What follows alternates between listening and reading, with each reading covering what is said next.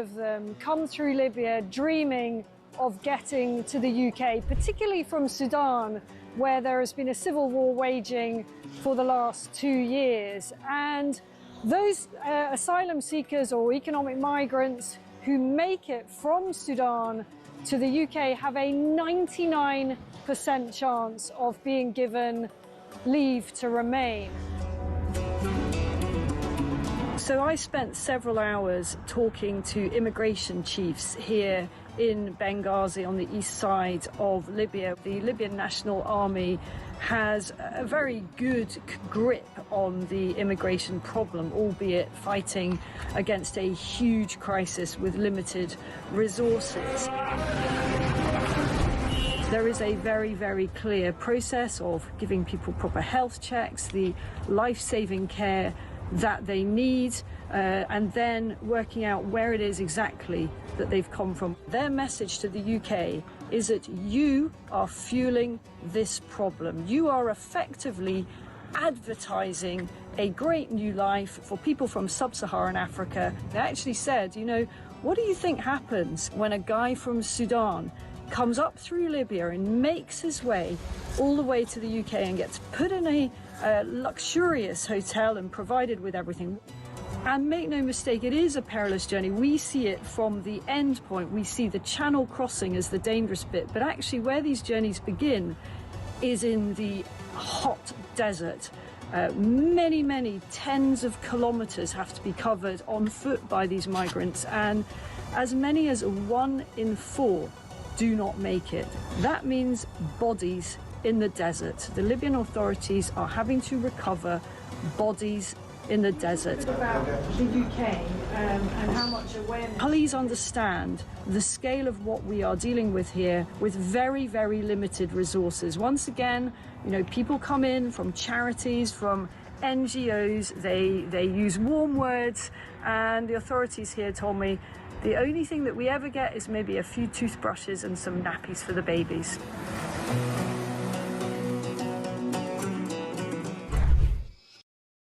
Across the UK, on DAB+, on YouTube, on your mobile, and on your side. This is Talk.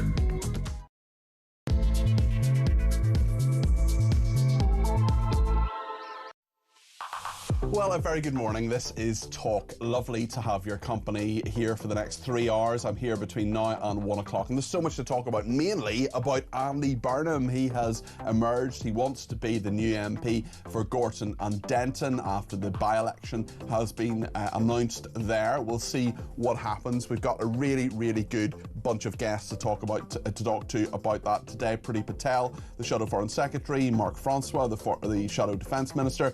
We've got two political insiders as well, one Labour, one Tory, but we'll hear from all perspectives today, including yours, 0344 499 1000. We'll head down to Crowborough in just a second to speak to an independent councillor there, Andrew Wilson, because there's been some arrests after a protest there. That's that military training camp that quite a number of asylum seekers have been put into, about 27 so far, but there are going to be more. There have been protests yesterday, there's another one today.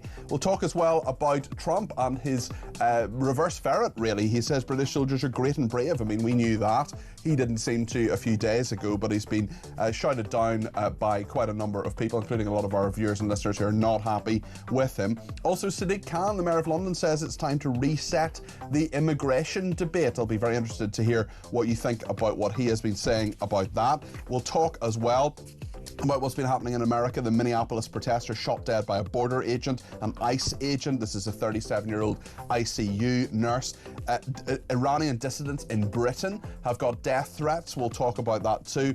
And the fact that something like, what was it, how many protesters? 86 protesters arrested on suspicion of aggravated trespass following an incident at Wormwood Scrubs last night. We'll bring you some footage and some detail about all of that. So there's loads to talk about this morning, and whatever whatever it is you want to talk about, you let me know. 0344 499 1000 is the number to call. You can text me 87222 with the word talk in your text. You can tweet me at talkTV, follow me at Peter Cardwell, send me a voice note, less than a minute please. We'll play out as many of those as we can, just like we did yesterday. We'll do it again today. Tech Up Dave goes through all of them, and if they're less than a minute and if we can play them out, we will. 0344 499 1000. You can also send me a WhatsApp text message on that number as well. You can also give me a ring, of course, on 0344 499 1000. So much to talk about this morning. I want to talk about it with you. Stay with me here on Talk.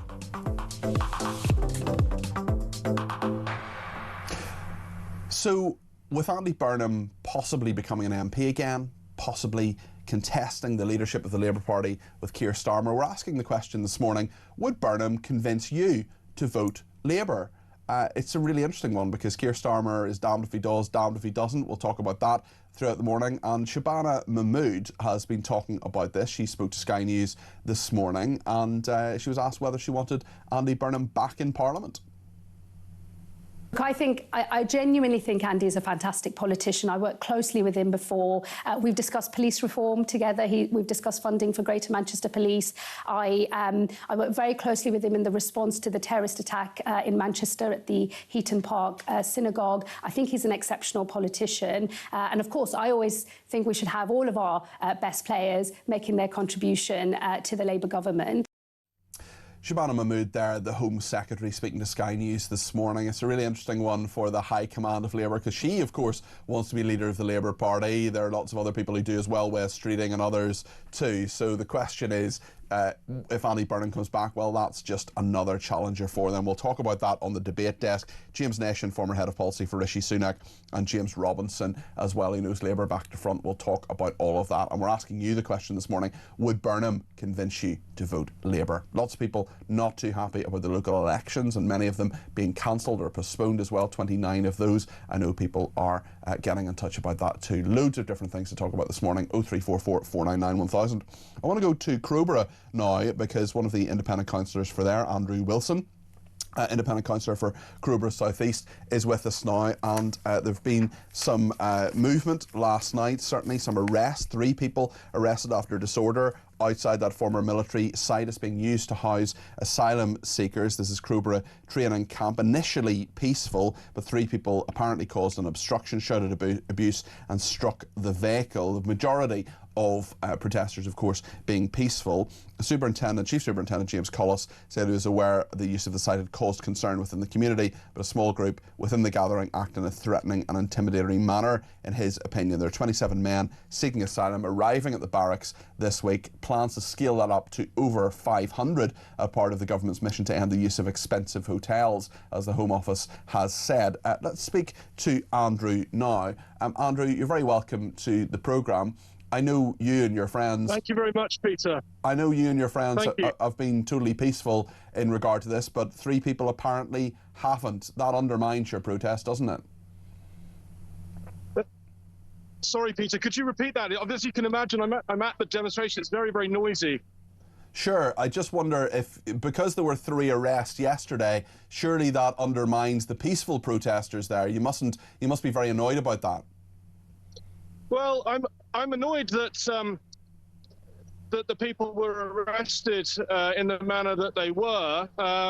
The incident apparently happened the previous evening, or the alleged incident happened the previous evening, and 2 of the people arrested on suspicion of a public order offence, I understand, were local grandparents, and they were arrested in front of their grandchildren.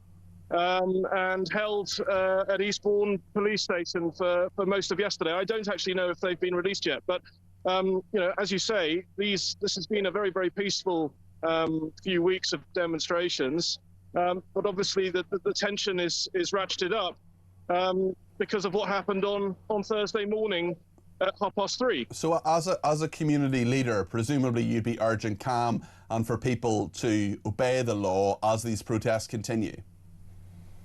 Absolutely, absolutely.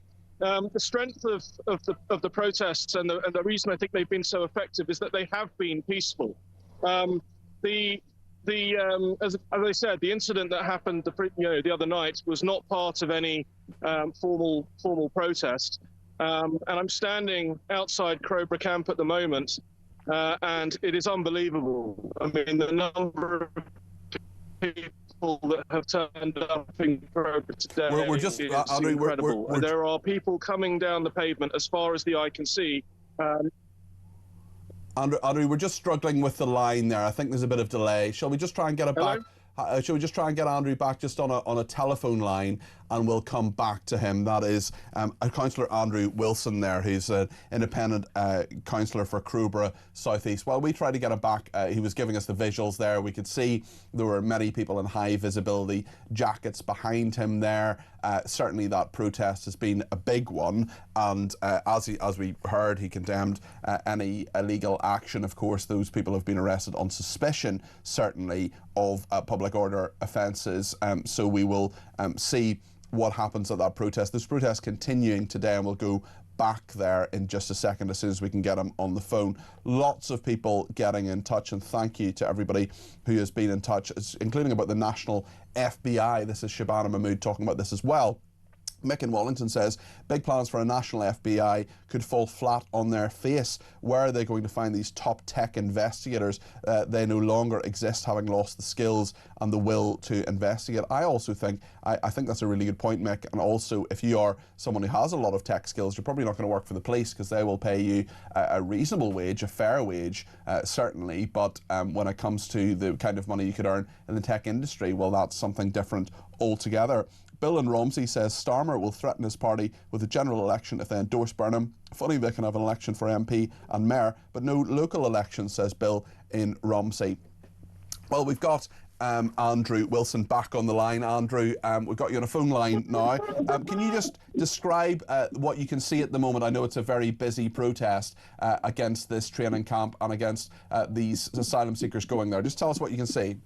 So Crowborough Camp sits about a mile outside the town, and as I look towards the town, there are people as far as I can see walking down towards the camp. The road, which is a B-restricted road, 50 mile an hour limit here at the moment, but it's absolutely full of people. Union flags, England flags, Sussex flags. There's actually a medieval England flag here as well. Police presence is much larger than it has been in previous weeks. But you know, I recognise a lot of the faces, and there are a number of new ones as well. I think Crowborough has really captured the imagination and support of the country. And Shabana Mahmood has seriously misjudged this move that she's made. But you know, it's all peaceful at the moment. I hope it remains that way. But it is a huge turnout today. What is your message to Shabana Mahmood? What would you and the protesters there say to her, Andrew? Well, she did not consult this town, and now she is getting the answer to the question that she never asked us. We don't want this here. It is not a solution to the problem. She needs to do something at the source. I mean, just this week, Peter, over 800 small boat migrants arrived on our shores, and winter is traditionally a quiet time because of the channel weather. You know, this needs a much more strategic solution, because what she's proposing to do is warehouse the results of the problem that she is unable to control in the communities of this country. Okay. And that is unacceptable to me. Andrew, thank you.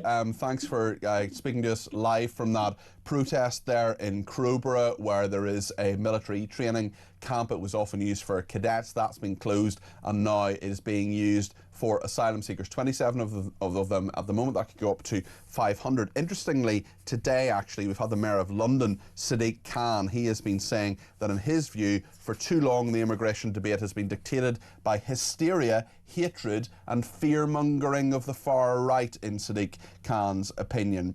They paint a dystopian picture of London as a city that's fallen, and let's be frank, they do so because they can't stand what London represents, a city that's diverse, progressive and thriving. Their rhetoric isn't just false, it's cruel, callous and deeply dangerous. That's why we must fight back against this narrative that diversity is inherently bad for our society, and therefore all immigration is too.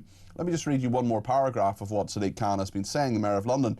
The drastic fall in legal migration provides a unique opportunity for progressives to reset the immigration debate and to take the public with us.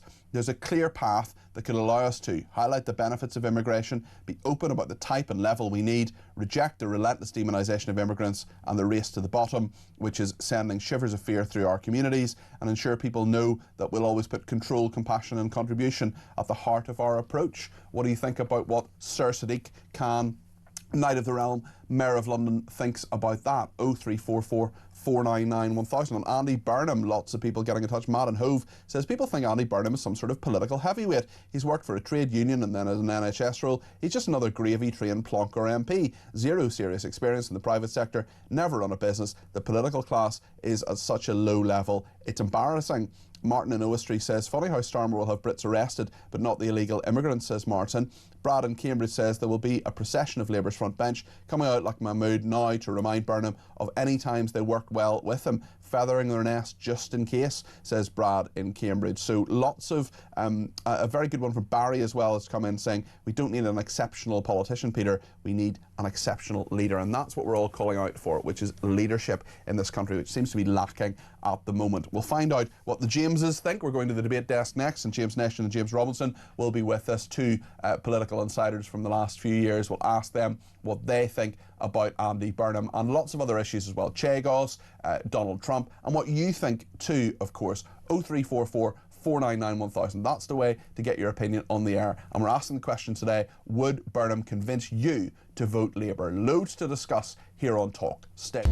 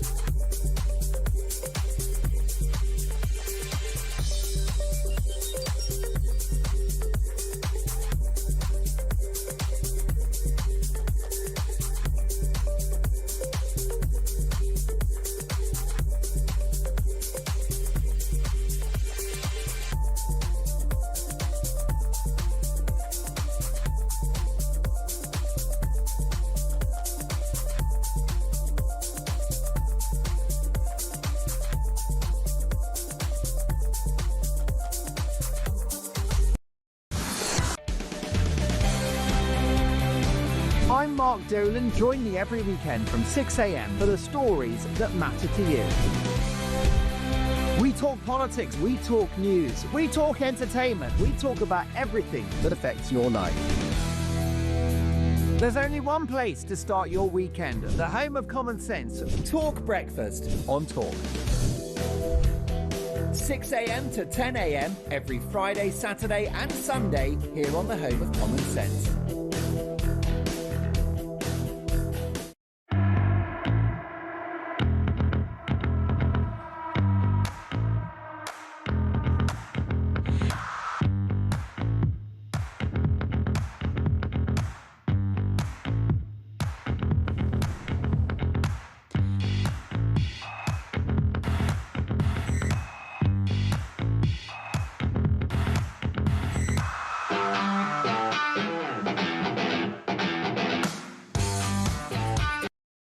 Across the UK, on DAB+, on YouTube, on your mobile, and on your side.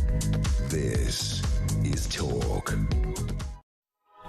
Well, thank you to everybody who has been in touch, including Jackie, who says Burnham would be a disaster for Prime Minister. There would be no grooming gang inquiry because he made sure there wasn't one in Greater Manchester. As Policing and Crime Commissioner, he led Greater Manchester Police into special measures where 85,000 people reported crimes that were never investigated. He wants to nationalise everything. He betrayed Manchester by allowing foreign investors to build, pushing locals out and developing flats which are way out of their price range. The man's a performative politician who's all portion, no engine, says Jackie. Well, certainly there are a variety of thoughts on that, and actually I was speaking to a very, very loyal listener, a woman called Carol in Liverpool, who does like Andy Burnham because of his very, very strong support for the Hillsborough families and the Hillsborough law as well. So Carol was saying, look, she was messaging me this morning, and she said, look, there are all sorts of problems with Andy Burnham. There are reasons why people don't like him, and there are reasons why people think he's a really, really good politician, and the Hillsborough law and the Hillsborough families are something that he campaigned for a very, very long time. So we'll talk about all of that, and let's just get the opinion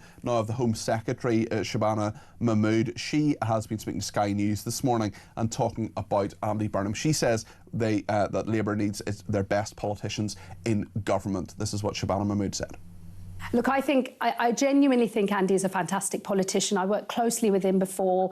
We've discussed police reform together. We've discussed funding for Greater Manchester Police. I worked very closely with him in the response to the terrorist attack in Manchester at the Heaton Park Synagogue. I think he's an exceptional politician. And of course, I always think we should have all of our best players making their contribution to the Labour government. Now, Andy Burnham hasn't got the nomination yet to be the candidate, to be the MP. There are a lot of what-ifs in this. There are a lot of stages he would have to go through before he becomes an MP, before he becomes maybe a government minister, maybe challenges Keir Starmer. We don't know. We'll get into all of that in a second with our debate desk panellists. But I just want to read you something that he wrote, praising Sir Keir. This was yesterday in his letter, his nomination letter. The progress already made on real renationalisation, bus re-regulation and the housing crisis and devolution is truly impressive. My role in returning would be to use my experience, Andy Burnham says, to help it go further and faster, as well as communicate the difference it is making. I would be there to support the work of the government, not undermine it, and I have passed on this assurance to the Prime Minister. Well, Shabana Mahmood was asked this morning on Sky News essentially if she believes that. This is what she said. Oh, well, you know, I'm not the sort of person that indulges in these sorts of hypotheticals. Look, I think that we should take Andy at his word. He has said himself that the best person to be Prime Minister is Keir Starmer. He wrote a letter yesterday in which he said he's coming in if he's allowed, and if he were to win a by-election, his motivation is to make a contribution in Parliament. I think he made a case about wanting to take the lessons of Manchester and apply them in a much more national context and make the case as part of a Labour government. Well, for this and lots of other political matters that are being debated today, let's go to the debate desk. James Nation is with us, former head of policy for Rishi Sunak. Lovely to have you. Good morning, how are you Peter. doing? You well? Yeah, all good, thank you. And James Robinson, the founder of Woburn Partners, who knows the Labour Party back to front. How are you doing? You well? Thank you. You're all right, good. So let's start with you, James Robinson. Andy Burnham, King of the North. Oh, sorry, actually, we're having a slight problem with your microphone. We're going to get that fixed. We've got a saviour is on the way. James Nation, Andy Burnham, what do you make of all of what's happening? Well, look, I think we'll obviously come on to James's expertise by way of Labour Party process, but I think, Peter, you know, there'll be a lot of conversation today over will or can Labour's National Executive Committee block Andy Burnham from standing as an MP. I don't think politically the Prime Minister can afford to block him. Obviously, as you said, there are so many stages. It just looks bad for him. It just looks really churlish if he does. It looks really bad. What I would do if I was in Downing Street, and I think you maybe got some hints from what the Home Secretary was saying this morning, although there are so many hoops still to jump through, don't get me wrong, is I think you have got to allow him to go forward because he's probably Labour's best chance of winning that seat. Big reform threat, but also big support for the Greens that someone like Andy Burnham would have a chance of squeezing. And then if he wins, make him an offer, bring him into the cabinet, call his bluff a little bit, you know, give him responsibility for some of the make areas. him an insider. Exactly. Yeah. Like, you know, make him, if it were me, I would make him, you know, Deputy Prime Minister. Sorry, David Lammy, but I'd make him Deputy Prime Minister. I'd give him responsibility for some of the areas that he's mentioned in his letter yesterday. I might take the opportunity to change Chancellor as well. Maybe Wes Streeting fancies that. If I was working for Keir Starmer at the moment, would want to see a bit more initiative because so much is being allowed to happen to him, including yesterday. You know, there's no doubt in my mind, and James will come on to this, I think number 10 in the Labour Party leadership were trying to bounce Andy Burnham to force him into a quick decision. And, you know, obviously he decided yesterday, bold move, I want to run. Whether they do block him, let's see. I just argue politically they can't. What do you think, James Robinson? I think they will block him. You think they will? Yeah. How will they do it with an ethnic minority shortlist or an all-women shortlist or something like that? I suspect. I don't know, and I agree with James. I don't think they should, frankly, but I think they will because they've said they will. They've briefed the papers that they will. And I think they probably will. And I think they'll say, we need Andy Burnham as Mayor of Manchester. We can't afford a mayoralty contest in Manchester. Andy's doing a great job in Manchester. We need him to hold Manchester. Of course, they won't say that it could fall to Reform if there was a mayoral. Because that's the risk, isn't it? Because we're into so many hypotheticals here. But let's say he goes through, gets the nomination. You could then have an absolutely box office. Political nerds like us absolutely would love, George Galloway versus Zach Polanski versus Andy Burnham versus maybe Zia Youssef or someone like that for Reform UK. I mean, you could have a really, really interesting by-election that actually wouldn't, Labour would probably win, but not necessarily. But surely, would Labour sacrifice that and essentially say, we'll run a candidate, maybe a local person that people don't know, or a less high-profile politician than Andy Burnham, and then perhaps lose that? But that's a price worth paying. They could lose. They'd lose the mayor. You could argue they'd lose the mayor of Manchester, and that's a bigger to Reform. I mean, it's better to have a Labour city with a Labour mayor. The idea that might go Reform, I think that's the argument that they'll be having. I obviously can't know, don't know what they'll do, but I think there's a very, very high chance that they will block him and that he won't be an MP and he won't be a challenger. Is there a slight aspect of Shabana Mahmood, Wes Streeting and others who want to be leader of the Labour Party sort of slightly going, oh yes, Andy's marvellous, we're sort of slightly talking through gritted teeth here, we'd love to have him back, because they sort of feel they have to? Well, I mean, it's true that he's a very good performer, and it's true that he's, if not the most popular Labour politician in Britain, then the least unpopular, which is now the new measure that we have to use, the yardstick. So, no, the guy is talented, popular, and Labour voters love him. He has run for the leadership of the Labour Party twice, though, and lost, although maybe the context has changed. Well, I'm talking about Labour voters. Labour members preferred Jeremy Corbyn the second time, and who was the first? Ed Miliband the first. So no, that's Labour. Labour members are not quite the same as Labour voters. I was just going to make two quick points. I think firstly, there's an element in which, if I was part of Team Streeting at the moment, I don't mind the fuss and the heat and the focus being back on Andy Burnham, and maybe if he gets back in, the willy won't he being focused on Andy and not so much on me, because Wes has clearly been the one who's been the target of number 10 briefings, I think, in recent months and weeks. That's fair to say. And the second thing I was going to say, Peter, because I think just for your viewers to appreciate this, I had New York-based clients on Friday asking me about Gorton and Denton, and Andy Burnham's fiscal policy, and is he serious about renationalising everything? And it got unwound later in the day, but you did see a movement in terms of an increase in our government borrowing costs when we look at our bond yields, because people are looking and they are worried from a market's perspective about a quote-unquote move to the left. They see a lot of what Andy Burnham has been saying, we don't want to be in hock to the bond markets, and there's worry there. So I think this is part of a broader sort of episode this year, which is, people are seriously looking at the UK and saying, are these guys about to do it again and change Prime Minister? And what does that mean for an underlying economic and situation with the public finances that is still incredibly challenging? And that chopping and changing, which happened so much under your years in the Conservative Party, could that return to Labour, or is this sort of level of stability, even with an unpopular Prime Minister, is that preferable? I think we've all been crying out for stability, absolutely, after the Tory years. I think. I mean, we've had a whole 18 months of the same Prime Minister. It's a bit weird. Exactly. Yeah. No, it's unusual. I can't believe it. It's unprecedented. No, but I mean, look, we wouldn't be having this conversation if Keir Starmer was on even 30% in the polls instead of 20%. So you can't get away from the fact. So what does he need to do now? I mean, James Nation said that Keir Starmer is sort of letting this happen to him. He's not really in control. He's not perhaps taking the initiative. What would your advice be to him?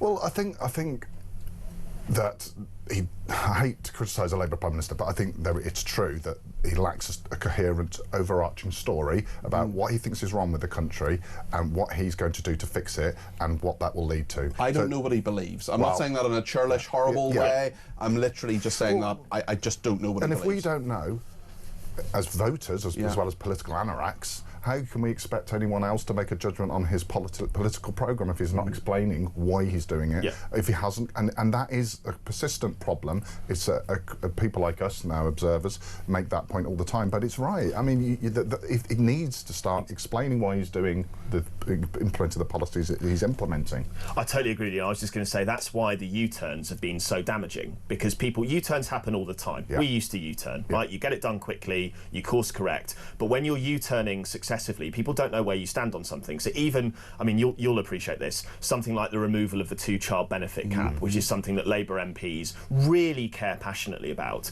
I'd argue the Prime Minister doesn't get too much credit for scrapping that, because a lot of Labour people say, well, hang on a minute, you were saying you weren't going to do this. You were saying there wasn't the money. So we don't believe that you've always cared about this cause. We only think you're doing it because, quite frankly, we control you now. And I think that is a very dangerous position for any Prime Minister to be in. It does feel as if the tail's wagging the dog here, James. Is that unfair? No, it isn't unfair, I'm afraid. Unfortunately, it's not unfair. That's a great example that James just gave. That policy was adopted because he was forced to adopt it by Labour MPs. So he's not in charge. Sorry, it sounds incredibly brutal, but I think it's self-evident. So I think... you know, would it be any different under Andy Burnham? Would it be any different under Wes Streeting or Angela Rayner? Well, I think the settled view in the Parliamentary Labour Party is we haven't got long enough. We have to find out because we can't carry on like this, unfortunately. Well, I spoke to a Labour MP recently who didn't expect to win, and she said, I'm probably a one-term MP. What am I going to do? Am I going to toe the line, do every single thing I'm told with the possibility, maybe in a couple of years, of being a junior minister? Or am I going to make my mark, go for broke, upset the whips, do what I want to do, and then possibly my constituents will say, right, we're not going to blame you for all that Labour's done. We like you. You're a reasonably high-profile MP who is saying and doing things that we like, but the Labour Party high command perhaps don't.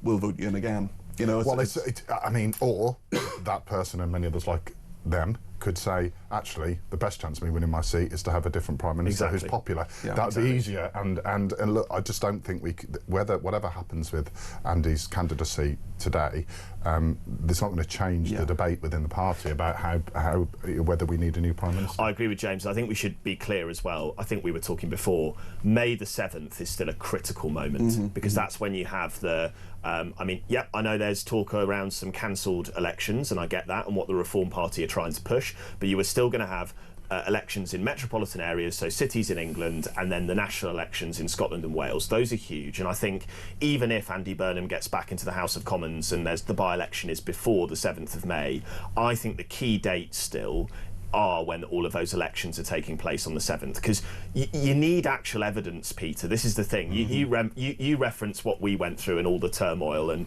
I still have nightmares about that. You need to have a rationale for saying to the country, we're making a change again. And I think that rationale will probably be what's widely expected to be bad results for the Labour Party on the 7th of May, and that is maybe when you eyeball it and say we need a different leader because we need someone who can unite our voters to keep Nigel Farage out of Downing Street. That is the key exam question, I think. Okay, lots to talk about on other matters as well. Police reform, social media bans, there's a lot on the Trump aspect as well. He seems to have rode back, talking about British soldiers being great and brave. On Andy Burnham, Bobby has been in touch to say, have I got this right? Is Labour saying because they as a party can't afford a mayoral election campaign, they won't allow Andy Burnham to stand? Well, I think can't afford is not just the financial cost, and there would be a huge financial cost, but also they can't afford in political currency as well, perhaps. I don't necessarily agree that he is the best candidate, says Bobby, to stand as an MP, but some voters in Denton may want Andy. And John Roberts in Germany says, if Andy Burnham is the answer, what on earth is the question? As for Sadiq Khan, he's on manoeuvres also, it needs to be in the news to stay relevant. I'm afraid at the moment it's just pygmy politics. The next election will be the most pivotal in British history, with the country circling the drain. Reform UK must win, says John. Fresh faces and ideas. Well, lots of fresh ideas coming your way from the Jameses on the debate desk in just a second. Stay with us here on Talk.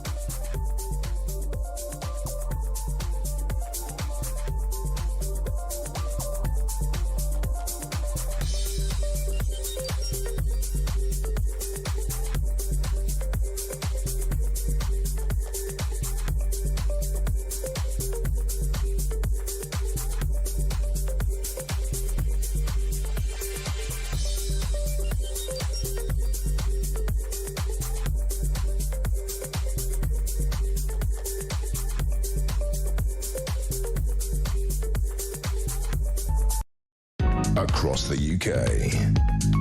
On DAB+, on YouTube, on your mobile, and on your side. This is Talk. Margaret in Birmingham's been in touch and says Sadiq Khan talking the usual waffle, diversity rubbish, and Starmer should cancel his trip to China and sort this country out, arresting people in Crowborough for caring about their community. We need a general election to get rid of this weak Prime Minister, says Margaret. Well, Margaret, there were of course 3 arrests in Crowborough on public order offences. No charges have been brought so far, and an appeal certainly this morning from Andrew Wilson, the local independent councillor who's at those protests in Crowborough at that military training camp, saying peaceful, don't want any disorder, don't want anybody being arrested, let's just stay calm and make our points in a peaceful and reasonable way. Leslie says, why don't Labour MPs just admit it's not about Burnham becoming an MP, it's about ousting Starmer, says Leslie. Well, loads more to debate in all of that. We'll be talking to the Shadow Foreign Secretary, Priti Patel, in a few minutes' time, but we're on the debate desk with James's Nation and Robinson. I want to talk about Donald Trump now, because the big debate, really, I was doing the Drive programme on Friday, and yesterday, loads of people talking about Donald Trump's comments, but now he said British soldiers are great and brave. He's backtracked on that slur, and actually the front page of The Sun on Sunday this morning, Harry Cole, presenter in this station as well, saying Donald Trump backtracked and hailed British troops as among the greatest of all warriors yesterday after the King's concerns over his slur on NATO troops were passed to the White House. The headline there, Army shock, world exclusive, Trump backs down after concern by King. James Robinson. Yeah, I mean, we were just talking about U-turns, government U-turns. This is a screeching U-turn from Donald Trump, isn't it? It's not, doesn't you see that? Delighted he's issued that incredibly strong statement, which I think it would be impossible not to support and agree with. Yeah. And I think it's so fascinating that Harry Cole, great journalist, great contacts over in Washington, isn't he? Has revealed that it was the King's intervention, not directly, but I think through back channels, that prompted Trump to change his mind. It was an extraordinary remark to make in the first place, and certainly, he talked about, he didn't say specifically UK troops, but he did talk about NATO troops, and of course they are NATO troops. Some of our viewers and listeners are saying, well, maybe if he's talking about European troops, he's talking about continental Europe. We obviously don't know what was in his mind at the time, but an extraordinary statement to make. Well, we never do know what's in his mind at the time, or what's motivating him, because he's so unpredictable. But I think it was clearly, a very offhand, casual comment, and we, but. I'm sure, I obviously know about the British troops who died in the service of their country. 457 of them. Indeed. I'm sure there were other countries where the same was true. Yes. And I think I'm right in saying we weren't even the highest, as a proportion of population. I think there were. It was America. America was the top, then Denmark, then us as a proportion. But still, obviously, huge number of people, 457 over the 20 years, and many, many thousands of families and servicemen and women living with the physical and mental scars. Deeply offensive remark. Yes. Will this be enough, do you think, to move things on, James Nation? Look, horrendous remarks, and I hope it is, because, that in his own way, that's a very clear course correction on Truth Social. And look, I think well done to His Majesty the King. We also understand that Downing Street and the Prime Minister raised it directly as well. Quite right. Phone call yesterday. Quite right. Yeah. My one kind of comment, again, just to link what we've been discussing so far together, is I felt the pace of Downing Street's response was a bit lacking. I mean, the Veterans Minister, Al Carnes, went on straight out there, good piece to camera, like really strong communication given his experience. What happened on the number 10 side? Well, first you get a spokesperson comment, and then later the Prime Minister comes out as a piece to camera. You think the PM should have been straight out there? I think you look at what you read and you listen to what Donald Trump says, and your gut reaction should just be straight away, I need to condemn this. This is of a different order to what we may discuss on Chagos and other matters. This was directly going for the sacrifice of people who gave it all. And we will discuss Chagos in a minute. I just want to bring in another clip of Shabana Mahmood asked about this controversy with Donald Trump. This is what she told Sky News this morning. I do welcome the most recent tweet because it is a recognition, at least, of the contribution and the sacrifice that has been made. But it's not really an apology, is it? I mean, it even says, by the way, you're only the second best armed forces. Look, the President has his way. The Prime Minister, actually, when they had a call to discuss matters relating to Ukraine and other international issues, the Prime Minister did make the point directly to the President how we felt about the initial comments, and I think this was a response to that. With the President, I suspect this is as good as it gets. I think she's probably right, isn't it? You're not going to have a mea culpa, you're not going to have sackcloth and ashes. He's saying, you know, you're great, you're brave, you're not as good as our armed services, because of course he's the President of the United States. You would expect him to say that as Commander-in-Chief, but nonetheless, it's as close to an apology as you're probably going to get. I think that's right. I think time to draw a line now. But it just, what it does is it shows, and again, I don't really want to criticise Starmer for this, because I think whoever was Prime Minister at the moment will have a very difficult tightrope to walk with the Americans and on the foreign policy side. But I think we are just seeing instances recently of where you know, he does take things way beyond the pale, and where I think it calls upon Keir Starmer to be a bit more, or possibly a lot more assertive. And you know, there are examples like this, but I think because of the political situation the Prime Minister finds himself in, there are going to be other examples where maybe, you know, within the Labour Party, the Lib Dems, he's pushed to be more assertive towards the US full stop in the coming period. And I think that's going to be quite a tricky dynamic. Will he be able to resist that? I think he has to, because the fact remains, these comments aside, that the US is our the global, you know, the preeminent global power and our long-term ally. So I think it is a very difficult tightrope. I want to make a slightly separate point, which I'm not sure I know the answer, but given Trump's friendship with Farage and Nigel Farage's very, very good relationship with Trump, I just wonder if these words damage the Reform leader as well, because I think they're obviously disgusting comments, and I'm not sure if Farage has been asked about them, but if he's given these he's condemned them. He's condemned them. But okay, good. But and you have to. But I do wonder if that will have some negative impact on Farage's standing in the polls. I think it's a really interesting point, and actually just to do a flip side example that I applied to Farage with what I was saying about the Prime Minister earlier. I think it was when the Greenland stuff kicked off that, you know, Nigel Farage, he invites a camera crew immediately to College Green outside the Houses of Parliament and makes sure he's on the record quickly saying that these tariffs are wrong. And that's the kind of agility that you need as a politician in the modern era, it really, isn't it? Exactly, but it also talks to James's point that he in Reform maybe know he has to do that. He has to make a point of doing that loudly because of the risk that you identify. It's a very good point.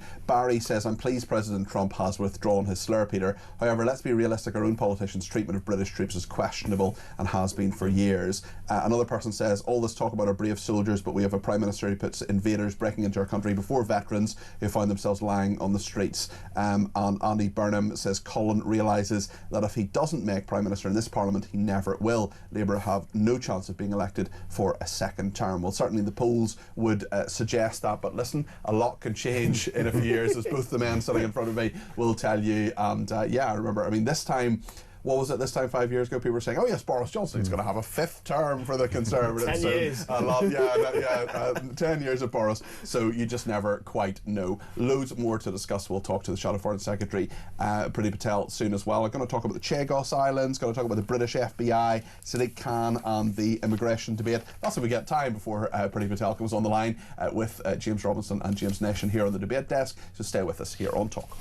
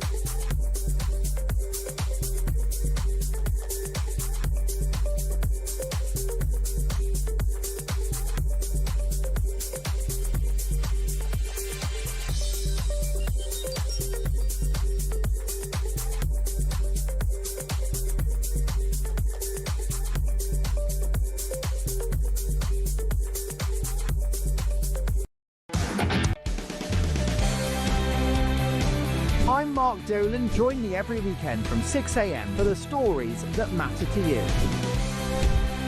We talk politics, we talk news, we talk entertainment, we talk about everything that affects your life. There's only one place to start your weekend, the home of common sense. Talk Breakfast on Talk. 6 a.m. to 10 a.m. every Friday, Saturday and Sunday here on the home of common sense.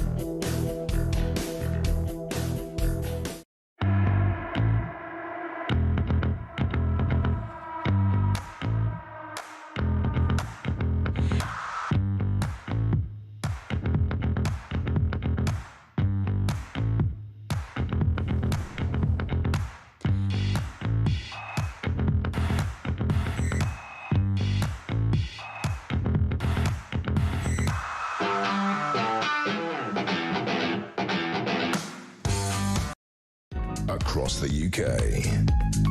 On DAB+, on YouTube, on your mobile, and on your side. This is Talk. Thank you to Mark, who says, morning Pete, always remember he or she who wields the knife rarely wears the crown. That was Michael Heseltine's comment. Burnham returned as an MP, making a power bid for Prime Minister and ousting Starmer falls into Streeting Mahmood and Rayner's hands, in his view. Shane says, great show as always. Thank you, Shane. As a Mancunian, I will be glad to see the back of Andy Burnham. I hope Reform will win the seat too if he stands for it. The stock markets don't like the prospect of Andy. More spend, tax and borrowing under him.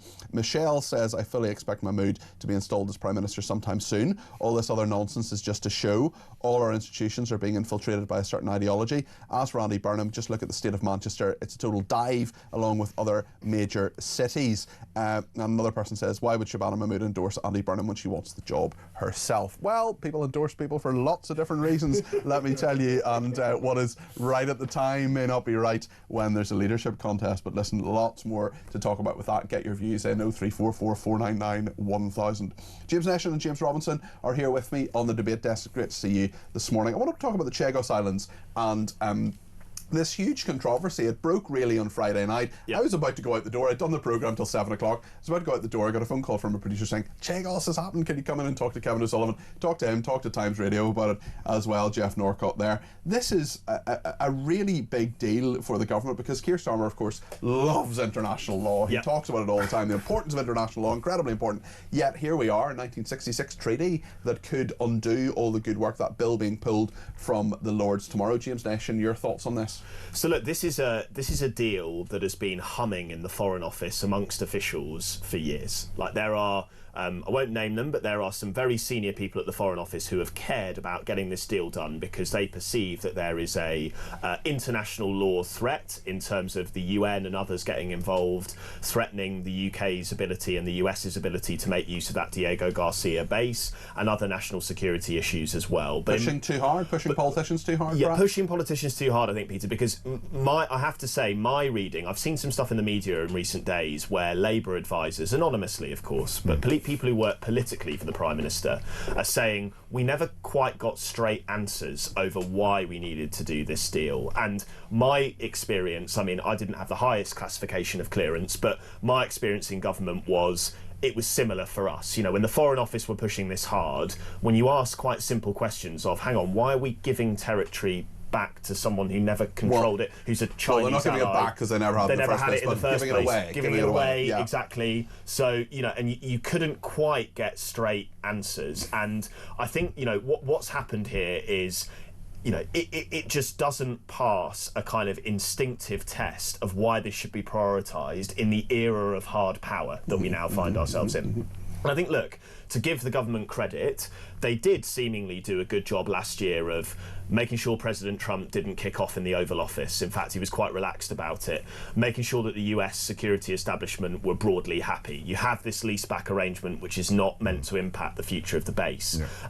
But they obviously didn't have Trump fully over the line because then, albeit the timing, I think, looks slightly bullying from Donald Trump's perspective. You know, this was, I think, how can I hurt the UK given I've been criticised over the Greenland tariffs? I do sympathise with the Prime Minister on that, but it does just tell us the kind of basic explanation for this deal doesn't really cut the mustard, I think. And if the US are kind of pulling the legs from underneath it, you do just wonder, have the government got the political capital? Do they want to be exhausting all of this political capital on getting something like this through, where I think much of the country will just be like, hang on a minute, why are we doing this? Well, a load of our viewers and listeners are really thinking, why are you giving away territory?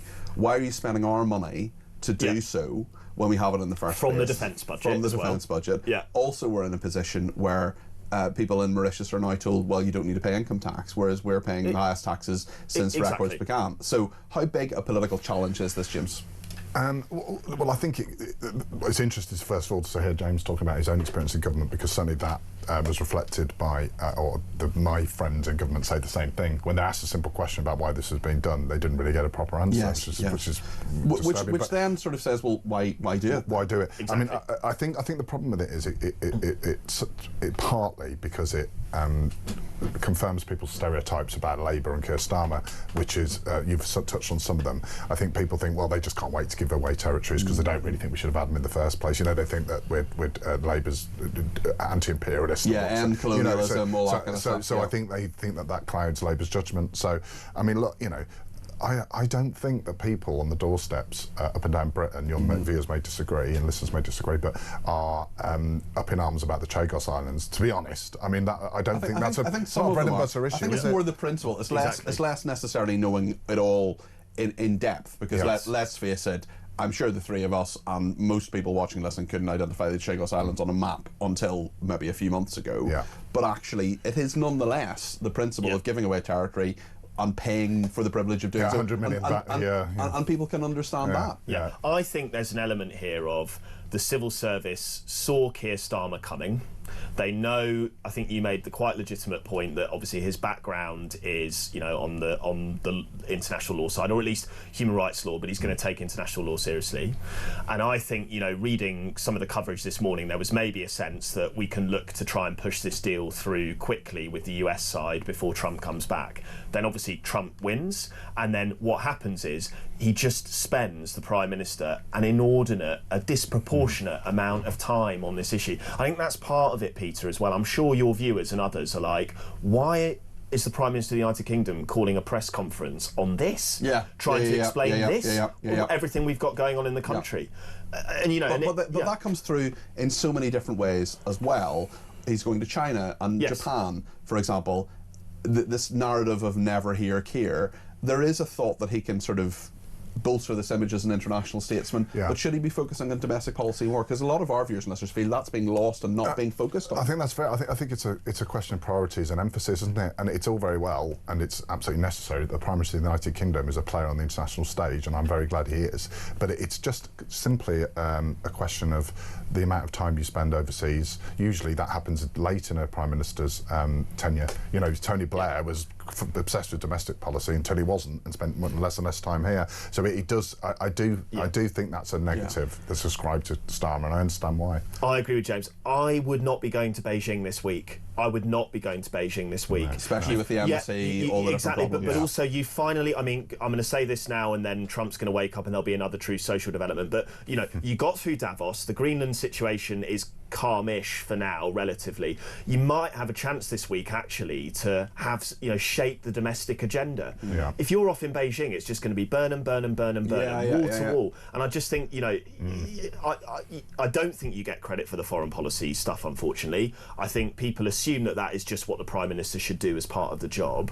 And I just think, from a number 10 perspective, wrong week for it. Like, this should be, he's been wanting to give a cost of living speech all this month. And to be fair, I mean, we were speaking before we came on about the January we've had. There's not really been an opportunity. Take the opportunity now. Just, you know, try and cut through with your focus on bread and butter domestic issues. Well, let's talk about a big domestic issue, which is reform of the police, a new FBI. That is the plan of Shabana Mahmood. She has talked about this to Sky News this morning. Let's see what Shabana Mahmood, the Home Secretary, has been saying on this point.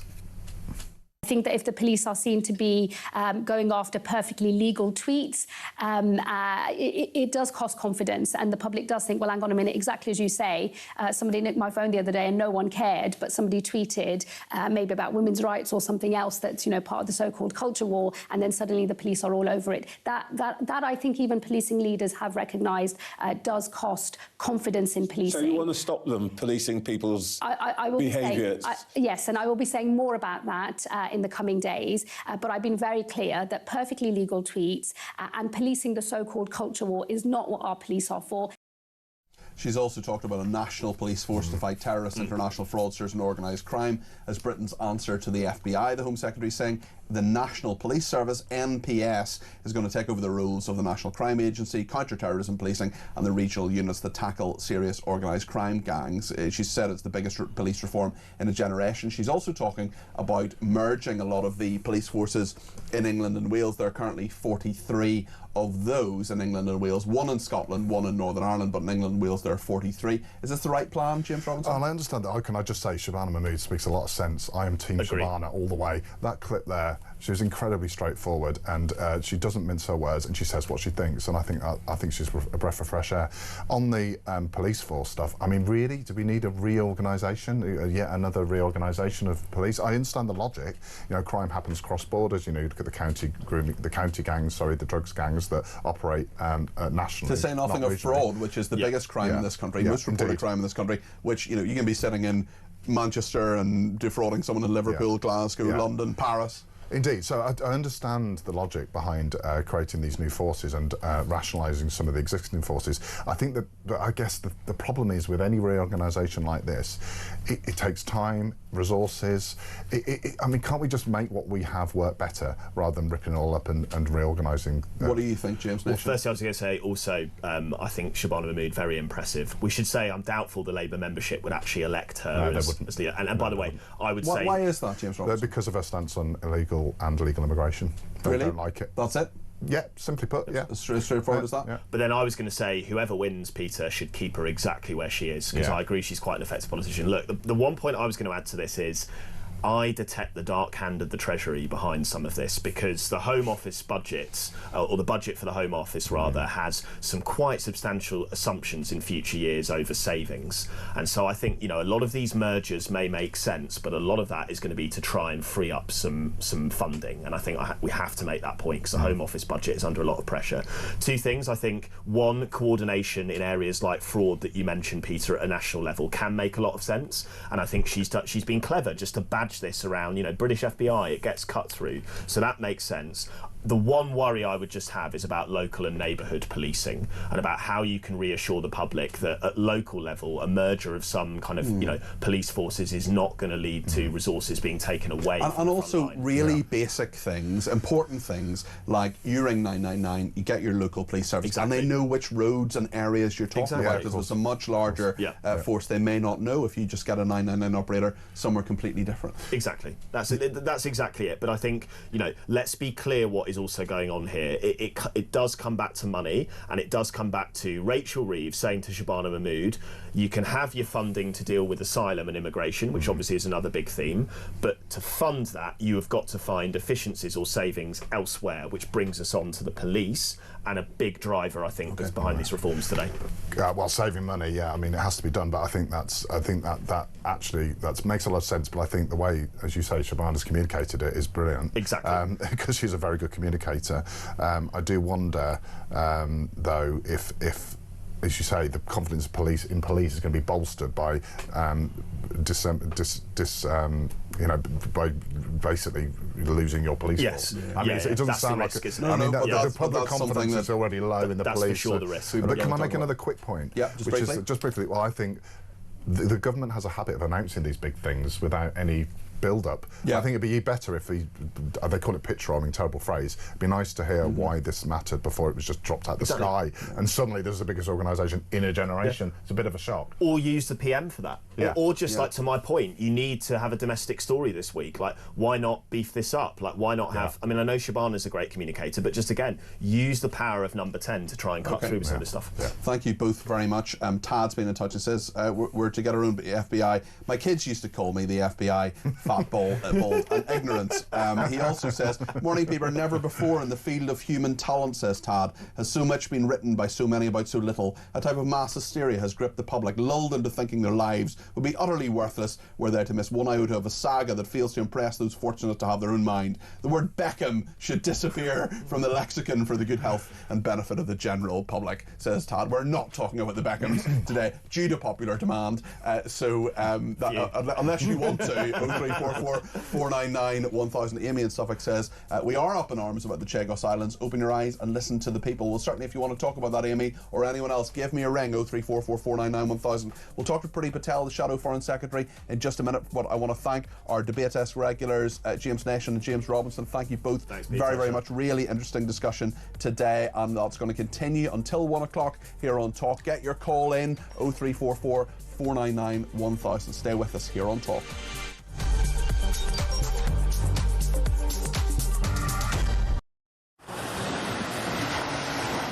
Libya has become a major transit route for refugees and migrants from sub-Saharan Africa, and many of them come through Libya dreaming of getting to the UK, particularly from Sudan, where there has been a civil war waging for the last 2 years. And those asylum seekers or economic migrants who make it from Sudan to the UK have a 99% chance of being given leave to remain. So I spent several hours talking to immigration chiefs here in Benghazi on the east side of Libya. The Libyan National Army has a very good grip on the immigration problem, albeit fighting against a huge crisis with limited resources. There is a very, very clear process of giving people proper health checks, the life-saving care that they need, and then working out where it is exactly that they've come from. Their message to the UK is that you are fueling this problem. You are effectively advertising a great new life for people from sub-Saharan Africa. They actually said, you know, what do you think happens when a guy from Sudan comes up through Libya and makes his way all the way to the UK and gets put in a luxurious hotel and provided with everything? And make no mistake, it is a perilous journey. We see it from the end point. We see the Channel crossing as the dangerous bit. But actually where these journeys begin is in the hot desert. Many, many tens of kilometres have to be covered on foot by these migrants. And as many as 1 in 4 do not make it.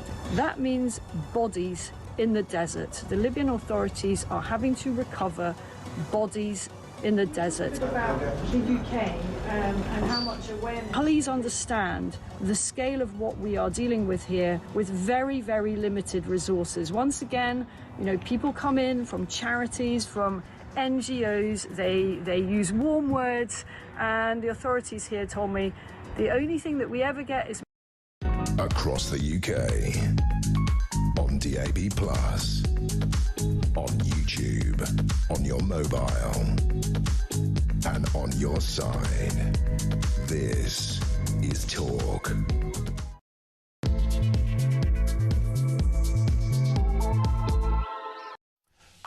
Good morning, this is Talk. I'm Peter Cardwell. It's just gone 11 o'clock and we're going to speak now to the Shadow Foreign Secretary, Priti Patel. Priti, good morning. Good morning, Peter.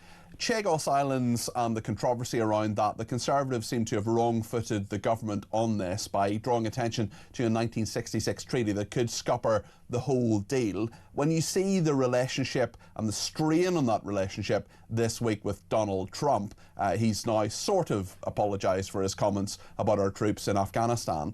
Do you see this going forward at all, or should the government just completely U-turn on the policy? What do you think? Well, my view, Peter, good morning. My view is very clear on this, that the government should scrap this entire bill. It's taken a year of forensic questioning, forcing the government to come to Parliament, 160 parliamentary questions, a debate last week that flushed them out on the 1966 treaty. They have basically been hiding from scrutiny. And, you know, the fact that they're giving away £35 billion for a sovereign territory that we own is just unforgivable. It really is. And it just speaks to, you know, how dreadful this government is and how they're not serving our national interest, which is why we are saying to Keir Starmer, scrap this terrible, terrible bill.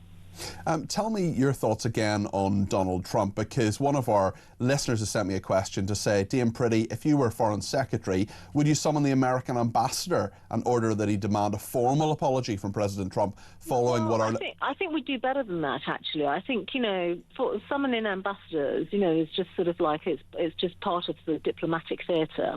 But to have a direct conversation with the president himself, I know Keir Starmer has done this, and basically say, yes, this is absolutely appalling. Recognise that your comments are, hurtful, totally wrong, dishonouring the memory of our armed forces who served alongside American and other NATO allies, and just being quite clear that, admitting that you were wrong and apologising is really what's important. These calls will take place on a regular basis between the Prime Minister and what the if he doesn't apologise? Because he's put out a Truth Social remark saying that, they're the bravest and the best and the greatest and so on. That's sort of an apology, but he's not really saying, I'm sorry for my remarks. They were deeply offensive remarks. I think it will probably come, actually, and I think Keir Starmer recognises that this is something he should just carry on. He has plenty of conversations with the President. Let's hope he's not, he's got to be very bold and robust about this, because this is about the honour of our country and the honour of our service personnel. Speaking about our country, its safety, and those who love our country and those who don't, Ala Abdul El Fattah was given citizenship when you were Home Secretary. There was a big controversy a few weeks ago about his citizenship and about the fact that he is now in this country. Did you know about that when it happened? Do you regret the fact that he's here now? What do you think? No. I mean, I did not know the details of this at the time, and there have been plenty of reports, Peter, I'm sure you've seen them, that this was because of the ECHR and a judgment that I think took place in 2019. That's right. But he was given citizenship when you were Home Secretary. Yes, I understand that, but obviously this was not a case that I was aware of. It did not come to me at all because of that ECHR issue. Okay, so the fact that it happened, if the Conservatives were back in government, you want to withdraw from the ECHR? We'll be very clear about our policies on this. We are going to leave the ECHR. We're going to make sure that our domestic legislation and laws are the main ones. They take primacy over courts and court judgments and court interpretations of policies. And we stand by that. We really do, because we cannot continue to have ECHR basically undermine British legislation. We're a sovereign country, and we believe that our acts of parliament should be sovereign. Shabana Mahmood, the Home Secretary, is talking about an FBI for this country. She's talking about 43 police services in England and Wales merging. Is that something you think is a good idea? Well, first of all, the National Crime Agency is an incredible organisation. I've had the privilege of working alongside them and with colleagues there. I called it Britain's FBI back in October 2020. So I think people should just go back and look at some of the facts around the powers and the responsibilities, incredible responsibilities that the National Crime Agency has on international crime, on terrorism, on dealing with literally cross-cooperation with other colleagues around the world, countries around the world. It already exists. The issue about the police forces is separate, so I think it's ridiculous that the government have tried to blend it all into one in a government press release without sharing any factual details at all. What the public do not want, they do not want to see new regional police headquarters, shiny new buildings, and police officers stuck at their desks looking at laptops every day. The British public want to see police officers in their community, and we've always backed that. That's why I brought in 20,000 more police officers. We've seen 1,300 fewer police officers under this Labour government in England and Wales. They've cut police in. So I think we need to see the proper details here. And don't forget, it's all very well whacking out a press release and talking about the NCA being a new FBI. I've already made the point about the crime law enforcement powers that they have in their remit. You need a strong criminal justice system to support policing. Okay. And you've got a government basically that is scrapping trial by jury and also letting prisoners out of prison early as well as accidentally, and that is simply not acceptable. They've got to get a grip of this system and not just keep issuing statements and press releases. Combining the expertise of your current role as Shadow Foreign Secretary and your experience as Home Secretary, when you look across the Atlantic and see what's happening in Minneapolis, we're going to talk about that more in a second with another guest. What do you make of the behaviour of ICE on the streets of Minneapolis? Well, that's absolutely appalling what we're seeing, and clearly, I mean, their whole approach is absolutely frightening, terrifying, and appalling. So, you know, they have their own policies in place. I don't know what the details are in terms of the powers of the ICE agents. I mean, from my understanding, they carry guns. I mean, we don't even have police officers in our country, rightly so, carrying guns. So it looks like the American administration and the authorities there really, really have a major problem on their hand, and they've got to get a grip of this. And just finally on Andy Burnham, do you fear the return of the King of the North? Not at all. I mean, he's just going to be another advocate of left-wing ideology and extreme left-wing policies that will basically harm the British people, harm our country, harm our economy, and denude our standing in the world. So I think the Labour Party are now embarking and caught up in their own political psychodrama. And, you know, the country will not thank them for any of this. Thanks to this Labour government, the country's suffering. We've got more unemployment. We've got higher inflation. Businesses are closing. We are the only political party basically standing up for the British public right now, and with the solutions to get Britain working again. No danger of you defecting to Reform UK like Robert Jenrick then? That's utter nonsense. I mean, they're nothing like my party. They're a bunch of national socialists. They support Labour policy. National socialists? When it comes to supporting benefits and, you know, joining with Labour on the 2-child benefit cap and all this kind of stuff, they're not conservative at all. My party is very proud to fight for conservative values and beliefs and to stand up for them and develop policies that basically speak to those values and also speak to turning our country around. Priti Patel, Shadow Foreign Secretary, thanks for joining us on Talk this morning. Good to talk to you as always. Laurie Laird is with us, the US political commentator, just to pick up on that story of what's happening in Minneapolis and a number of other aspects as well. Laurie, good morning, Peter. Good morning, Laurie. Just looking at those pictures of Minneapolis, looking at what ICE agents have done there, another protester who is dead. There are very strongly conflicting reports from the supporters of that person who's dead and from law enforcement in America and the Trump administration. Where do you think the truth is? Yeah, we don't have a clear picture yet. And we still don't have a clear picture of exactly what happened with Renee Good, the protester who was killed a couple of weeks ago, also in Minneapolis. I think that one of the things that the government has to worry about is this fight against what the U.S. calls illegal aliens was popular when Donald Trump came to office. I think it is becoming less popular, and I think that over time we may see a little bit of a retreat from these what appears to be aggressive tactics from ICE agents. I think we may see a retreat because people have told the government, we don't want to see foreigners here, we don't want to see immigrants here. But I think most voters will look at what we're seeing now and say, wait a second, not quite what I meant when I voted for someone to get a handle on immigration. Yeah, it's a very, very interesting point because many people feel Donald Trump has actually done a very good job on immigration. There are many illegal immigrants who have been sent back, many who aren't coming in. But when it comes to shooting people who are unarmed, although in this case there's a dispute about whether this person was armed or not. The supporters say not at all, just carrying a phone. The American authorities say that he was carrying a gun, even though that's legal to do so in Minneapolis. Nonetheless, this is something that is highly controversial and presumably will change some minds in regard to the approach. Look, regardless of the legality of this person's status, we're watching the same video right now, and it's not comfortable to watch this. And I think this will be something that voters look at and feel a little bit squeamish about.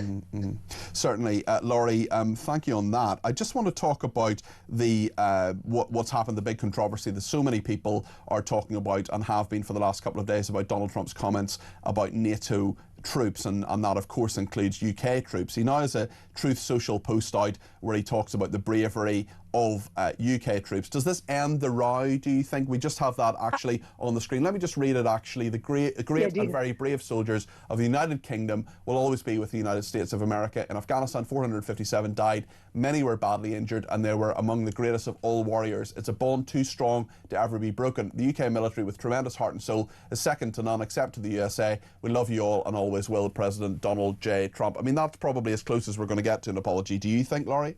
Oh, without a doubt. I was shocked when this came out because Donald Trump isn't a great one for walking back his comments. What he tends to do is move on to the next thing and hope that people forgot what happened. I was absolutely shocked when I saw that. It's very helpful for Keir Starmer. I think we had got to the point where Keir Starmer decided that he was going to try and be the Trump whisperer. That may or may not be good policy, but we got to a point by the end of last week where I think he was losing so much credibility for the people who actually voted for him rather than America's voters. And I think that this will be helpful for him. But this this government has to think about, do they want to continue to appease the United States, or do they want to plot an independent path, more in the way that Emmanuel Macron has done in France or Mark Carney in Canada? And on the Chagos Islands as well, Trump has the legal power to veto that. What do you think happens here? It's a big political controversy in this country. Donald Trump has said this week that he finds it a bizarre deal to give away this territory and to pay for the privilege of doing so. What do you think happens now from an American perspective, Laurie?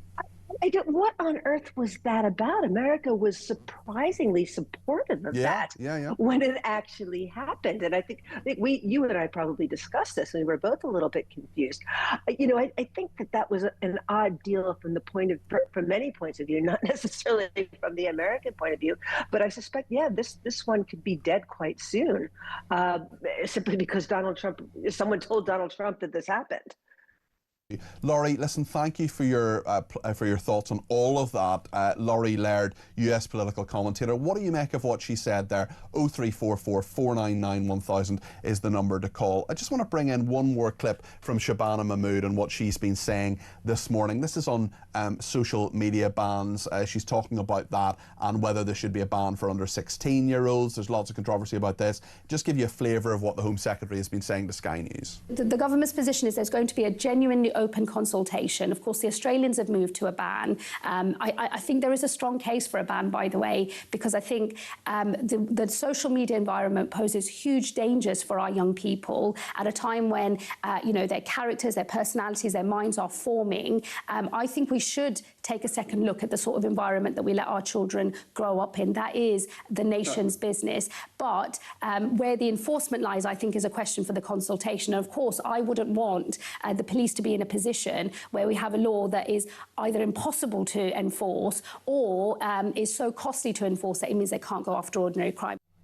So what do you think about that? Let me know your thoughts. 0344 499 1000. Darryl in Blackburn says, morning Peter, morning Darryl. On Shabana Mahmood's new FBI elite crime squad, more nonsense. It will be as effective as their border security command, which we never hear of anymore. Just more deflection of the real issues. And Dave says, morning Peter, I'm a veteran and was totally disgusted with Trump's comments. But as a father of someone who served 2 tours in Afghanistan, where the American troops put their lives in danger, their professionalism left a lot to be desired. All the gear and no idea, says Dave in his opinion.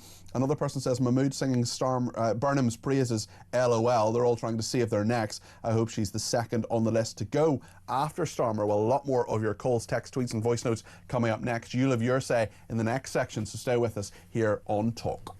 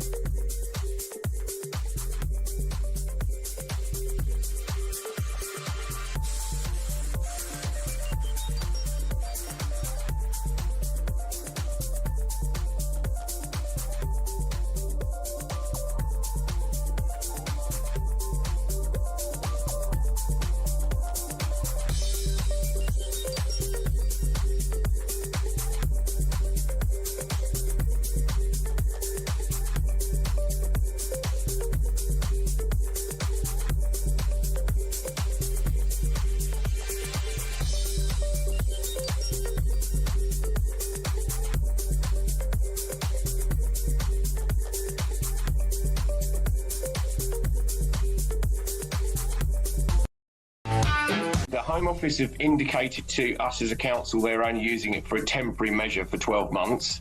Given the amount of investment, and they've spent potentially up to millions in this site over the last few months, I suspect they're looking at least a minimum of 5 years, which is completely inappropriate for our local community.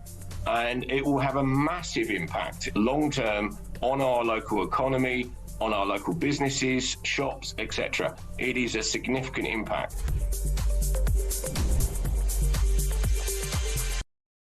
Across the UK, on DAB+, on YouTube, on your mobile, and on your side.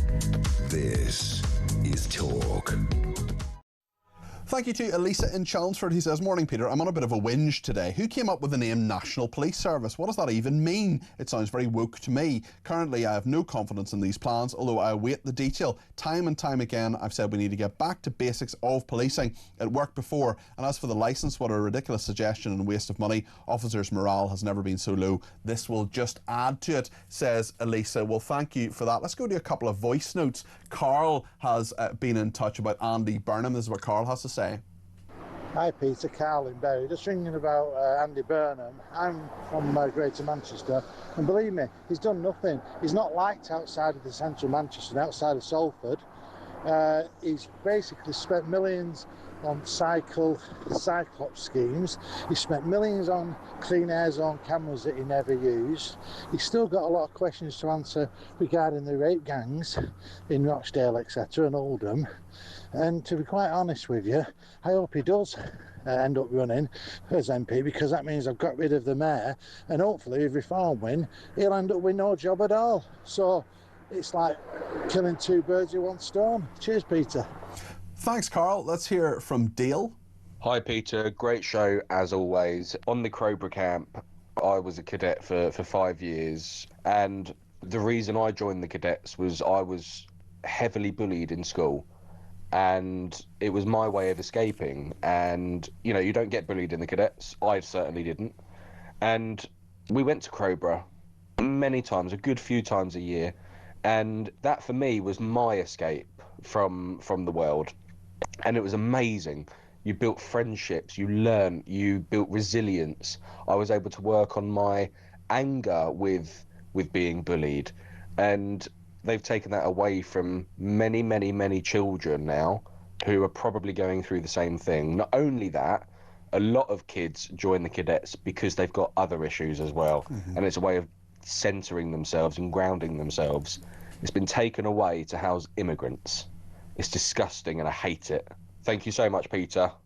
Dale, thank you for that. Thanks for being so honest as well and just sharing your story, which is something that I'm sure isn't the easiest thing to talk about, but what a positive thing the cadets did for you. And I'm so sorry to hear you were bullied. I was bullied in school as well. It wasn't pleasant. It took me a long time to get over, and had major effect on me, and clearly that was the case for you too, and you found a way out with the cadets. With me, it was other stuff like music and drama and stuff like that.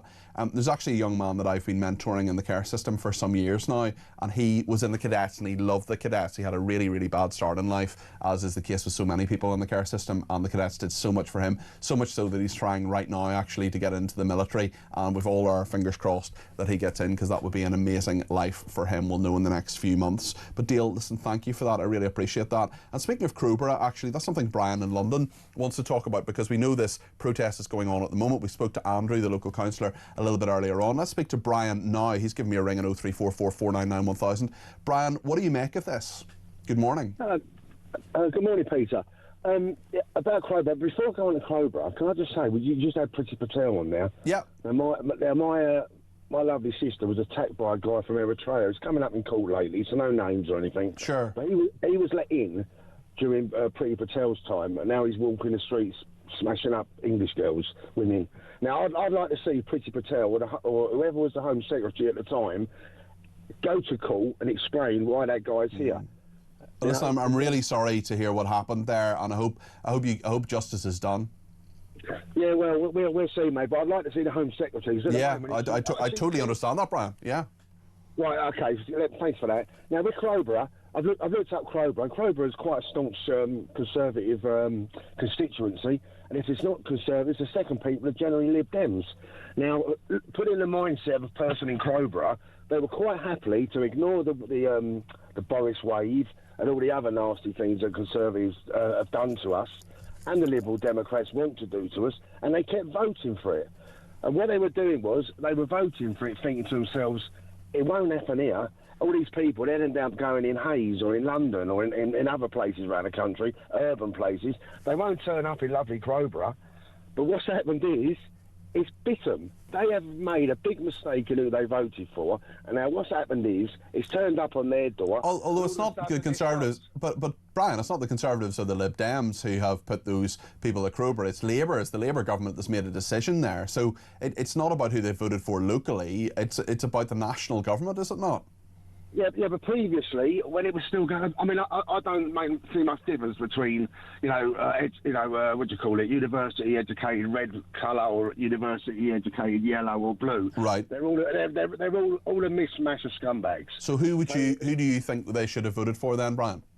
Well, anyone except anyone that wasn't allowing lots and lots of people in. Because if you vote for people that let lots and lots of people in, at some stage you're going to be stopping, pointing elsewhere and saying, "Oh, look at London, what a mess." They're going to be full up, and they're going to end up on your doorstep. It's like you've got to vote.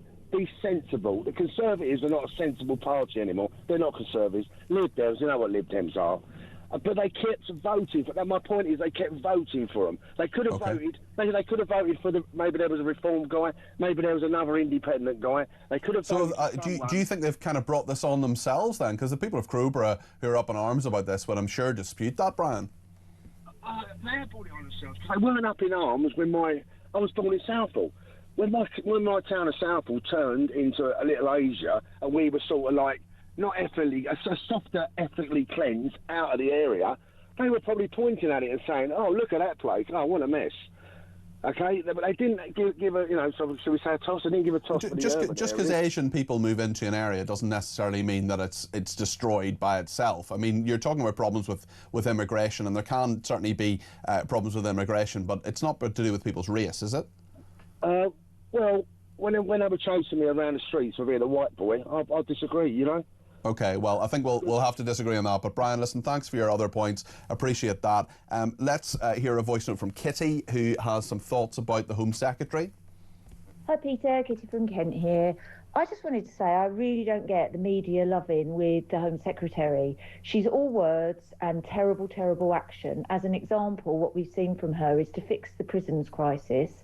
She let thousands of hardened criminals out so they could rape, murder and rob us again. So that's the equivalent of me saying I've got a big debt, I'm going to go and do armed robbery in order to fix it. It's not a fix of the problem. And all of this stuff around the police forces is just words, I'm afraid.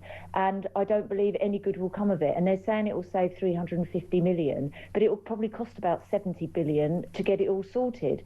We don't need new uniforms for our police officers. We need police officers on the streets solving crime. And I'm not hearing that, I'm afraid. It's not going to happen. She is not a good politician whatsoever. She's all words. Kitty, really interesting points there, and I think there is probably a bit of a media loving with Shabana Mahmood.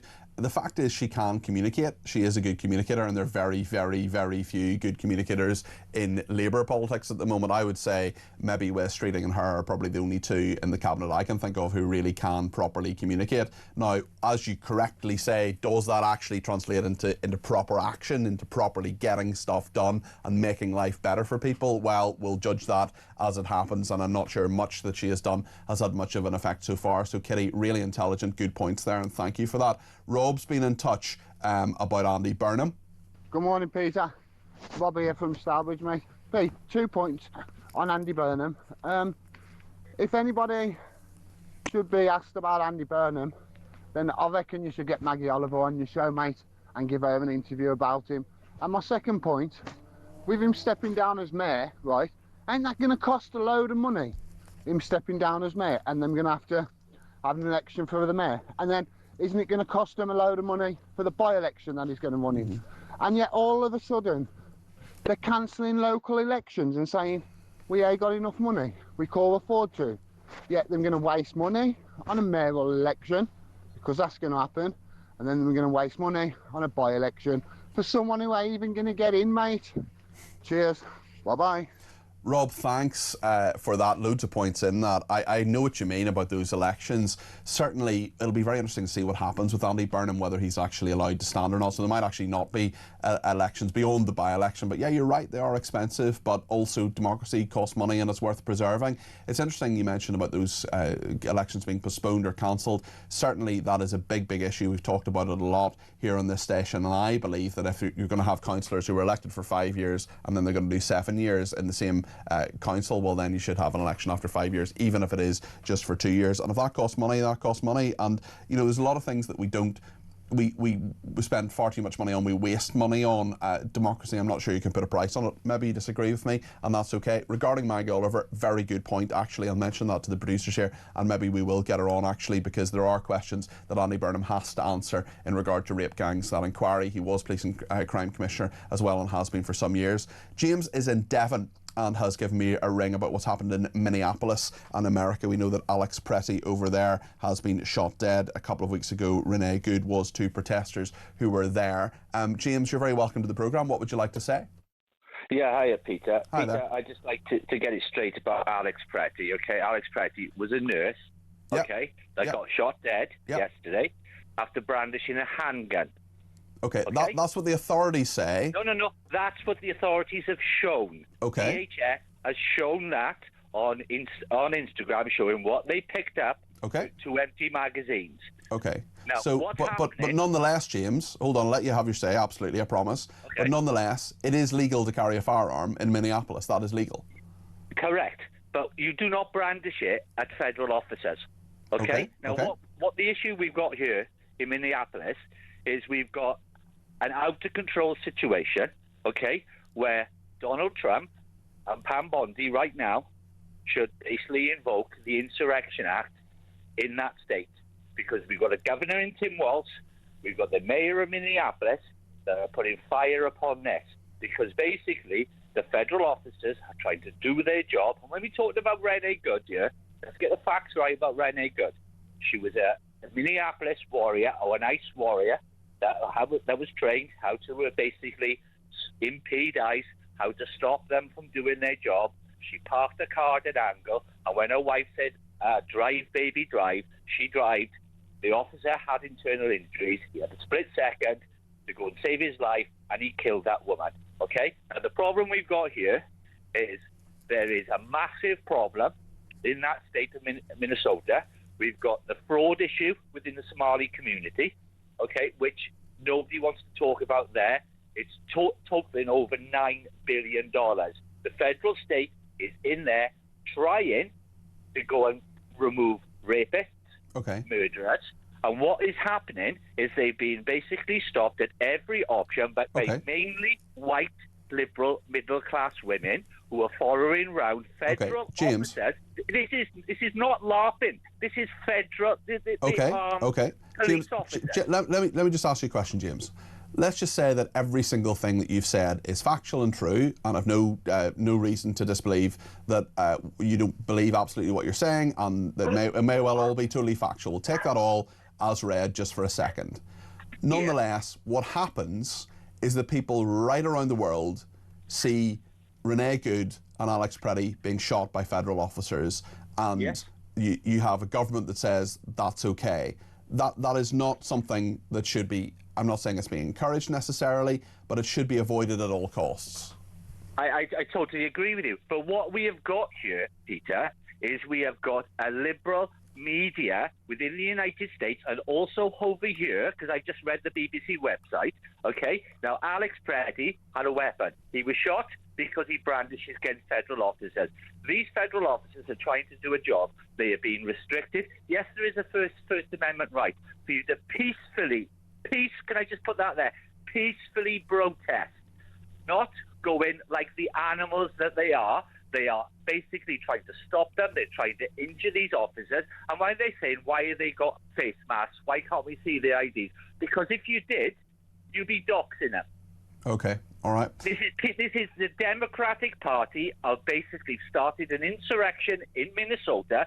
Donald Trump needs to put this down, needs to arrest Tim Walz as the governor, needs to arrest the mayor of Minneapolis and put the Insurrection Act in place and get federal troops, whether they be the Marines from Alaska, in there and police those streets. This is the only way other people are not going to die. This is not LARPing. It's not a game. You go out there and do this to federal officers, you risk being killed. Okay, thank you very much indeed for your opinion there. James Mark in Coventry says, you keep talking about peaceful protests. What have peaceful protests done? Nothing. The government ignores them and do what they want. So much for peaceful protests in Crowborough. They're still moving in migrants, says Mark in Coventry. Well, Mark, we should not be breaking the law. Peaceful protest has on many, many occasions made a massive difference. If you don't believe me, ask Martin Luther King. Lots more to discuss. We're going to talk in just a second about Iran and the fact that death threats are being sent to Iranian dissidents here in Britain. It's a danger to us all, and we've got to do something about it. Stay with us here on Talk.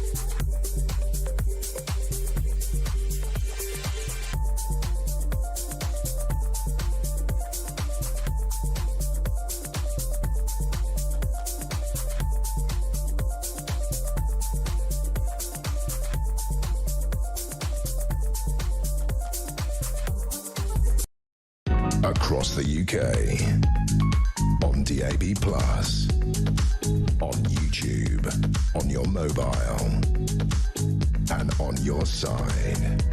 This is Talk. Thanks to everybody who's been in touch. We'll get to more of your calls, text, tweets and voice notes in just a second. But I want to talk now about death threats that have been sent to Iranian dissidents here in Britain. They're on high alert after receiving phone calls and messages from supporters of the Tehran regime threatening to murder them on British soil. Some anti-regime activists have told papers including The Telegraph they've gone into hiding after receiving anonymous death threats from backers of Ayatollah Ali Khamenei, the supreme leader, amid widespread blackouts of the deadly anti-regime protests in Iran. Well, as you know, so much of the media has basically said, oh, it's all died down, we're going to move on. Well, actually, the reason it has died down in inverted commas is that it hasn't. The fact is that the information just isn't coming out. There are media blackouts, there are internet blackouts. There are lots of reasons why we're not getting the full facts about what's going on in Iran, but it's so incredibly important because the Iranian regime threatens our way of life and, of course, is very repressive and horrendous towards its people. Well, Lily Moo is an Iranian British human rights activist. Lily, great to have you on the programme. Just tell us about these death threats and what your experience and the experience of other activists you know has been. Thank you for having me, and good morning. Good morning. For speaking on our stage last week on Sunday regarding the threats of IRGC supporters and the threats on the British soil. What I want to talk about right now is actually not only did we receive threats from afar, we received them in the streets of Europe. Yesterday, I received a call from an Iranian dissident who had visited Brussels for the big rally that is taking place in Brussels today, as Iranian dissidents from all over Europe have entered that city. The woman, for simply having the lion and sun insignia on her outfit. Do you know, Lily, I'm sorry, the line isn't great. We're going to see if we can get you on a better line. I definitely want to hear what you have to say. I'll let our people behind the scenes try and get her on a better line, even if it's a phone line. We can speak to Lily, because it just sounded very echoey there. I wasn't quite making out what she had said, but we'll come back to Lily hopefully in just a second. Brad in Cambridge says, there will be a procession of Labour's front bench coming out like Mahmood now to remind Burnham of any times they worked well with her, feathering their nest just in case. And Mark in Coventry says, I've read that one out. Stephen in London says, this new FBI proposal, don't we already have a national crime agency? Yes, we do, Stephen. Is this just an excuse to make it look as if you're doing something apart from printing new letterheads, business cards and creating jobs with high salaries for another collection of politically sympathetic senior officers? Sue says, Khan's inane comments prove how much he has lost his grip on reality. That's Sir Sadiq Khan, the Mayor of London, who is talking about about immigration and resetting the debate. Sue in West Sussex talking about that. Steve says, Sadiq and immigration, he couldn't care less about the massive negative impact it has had on this country. On ICE, Mark in Kidderminster has spoken to or has given us a call on this as well. I'm going to take this call now and then go back to Lily when we can. Mark, you're very welcome to the programme. What would you like to say about what's happened in Minneapolis? Good morning, Peter. Morning. Paul. Yeah, I'd just like to just to sort of clarify something, or just a thought process I had with regards to this chap who was shot in Minneapolis. Yes, Alex Pretty, yeah. That's the chap, yeah. I see a lot of people to and froing with the fact that he had a gun, or he raised a gun, he threatened with the gun. The way I look at it like this is very simple. Him and the two women that were with him shouldn't have been there. There was impeding a federal investigation with federal agents who are armed. Now, who fights armed federal agents, firstly? Secondly, when the federal agents noticed or saw that he was armed, he was a danger. He was even more so of a danger when he started attacking them and fighting them, physically fighting these agents. So when the gun happened, or was saw or seen, etc., the reason I say it's irrelevant is because what that meant was he was a danger, and their training kicked in and he had to be eliminated. Now, when someone shot him, whichever agent it was, I can only assume it was natural instincts that kicked in, and then a few of the other chaps put out rounds. It looked like an assassination. I mean, Mark, a lot of it, we just don't know. Mark, Mark, can you hear me? The point is, Mark, we don't know the full facts on all of this. Yeah, I can, yeah. We don't know whether he had a gun or not. Some people say he did. Certainly the caller we had on a minute ago, James, said he could see it clearly in footage. Other people say he had a mobile phone. But the point is, you're allowed to carry a gun openly in Minnesota. That's the law of that state, says you're allowed to do that. I mean, either way, no matter what happened in this incident, you have the forces of law and order killing protesters, and that is something that is a really terrible look, Mark, especially when policing is by consent.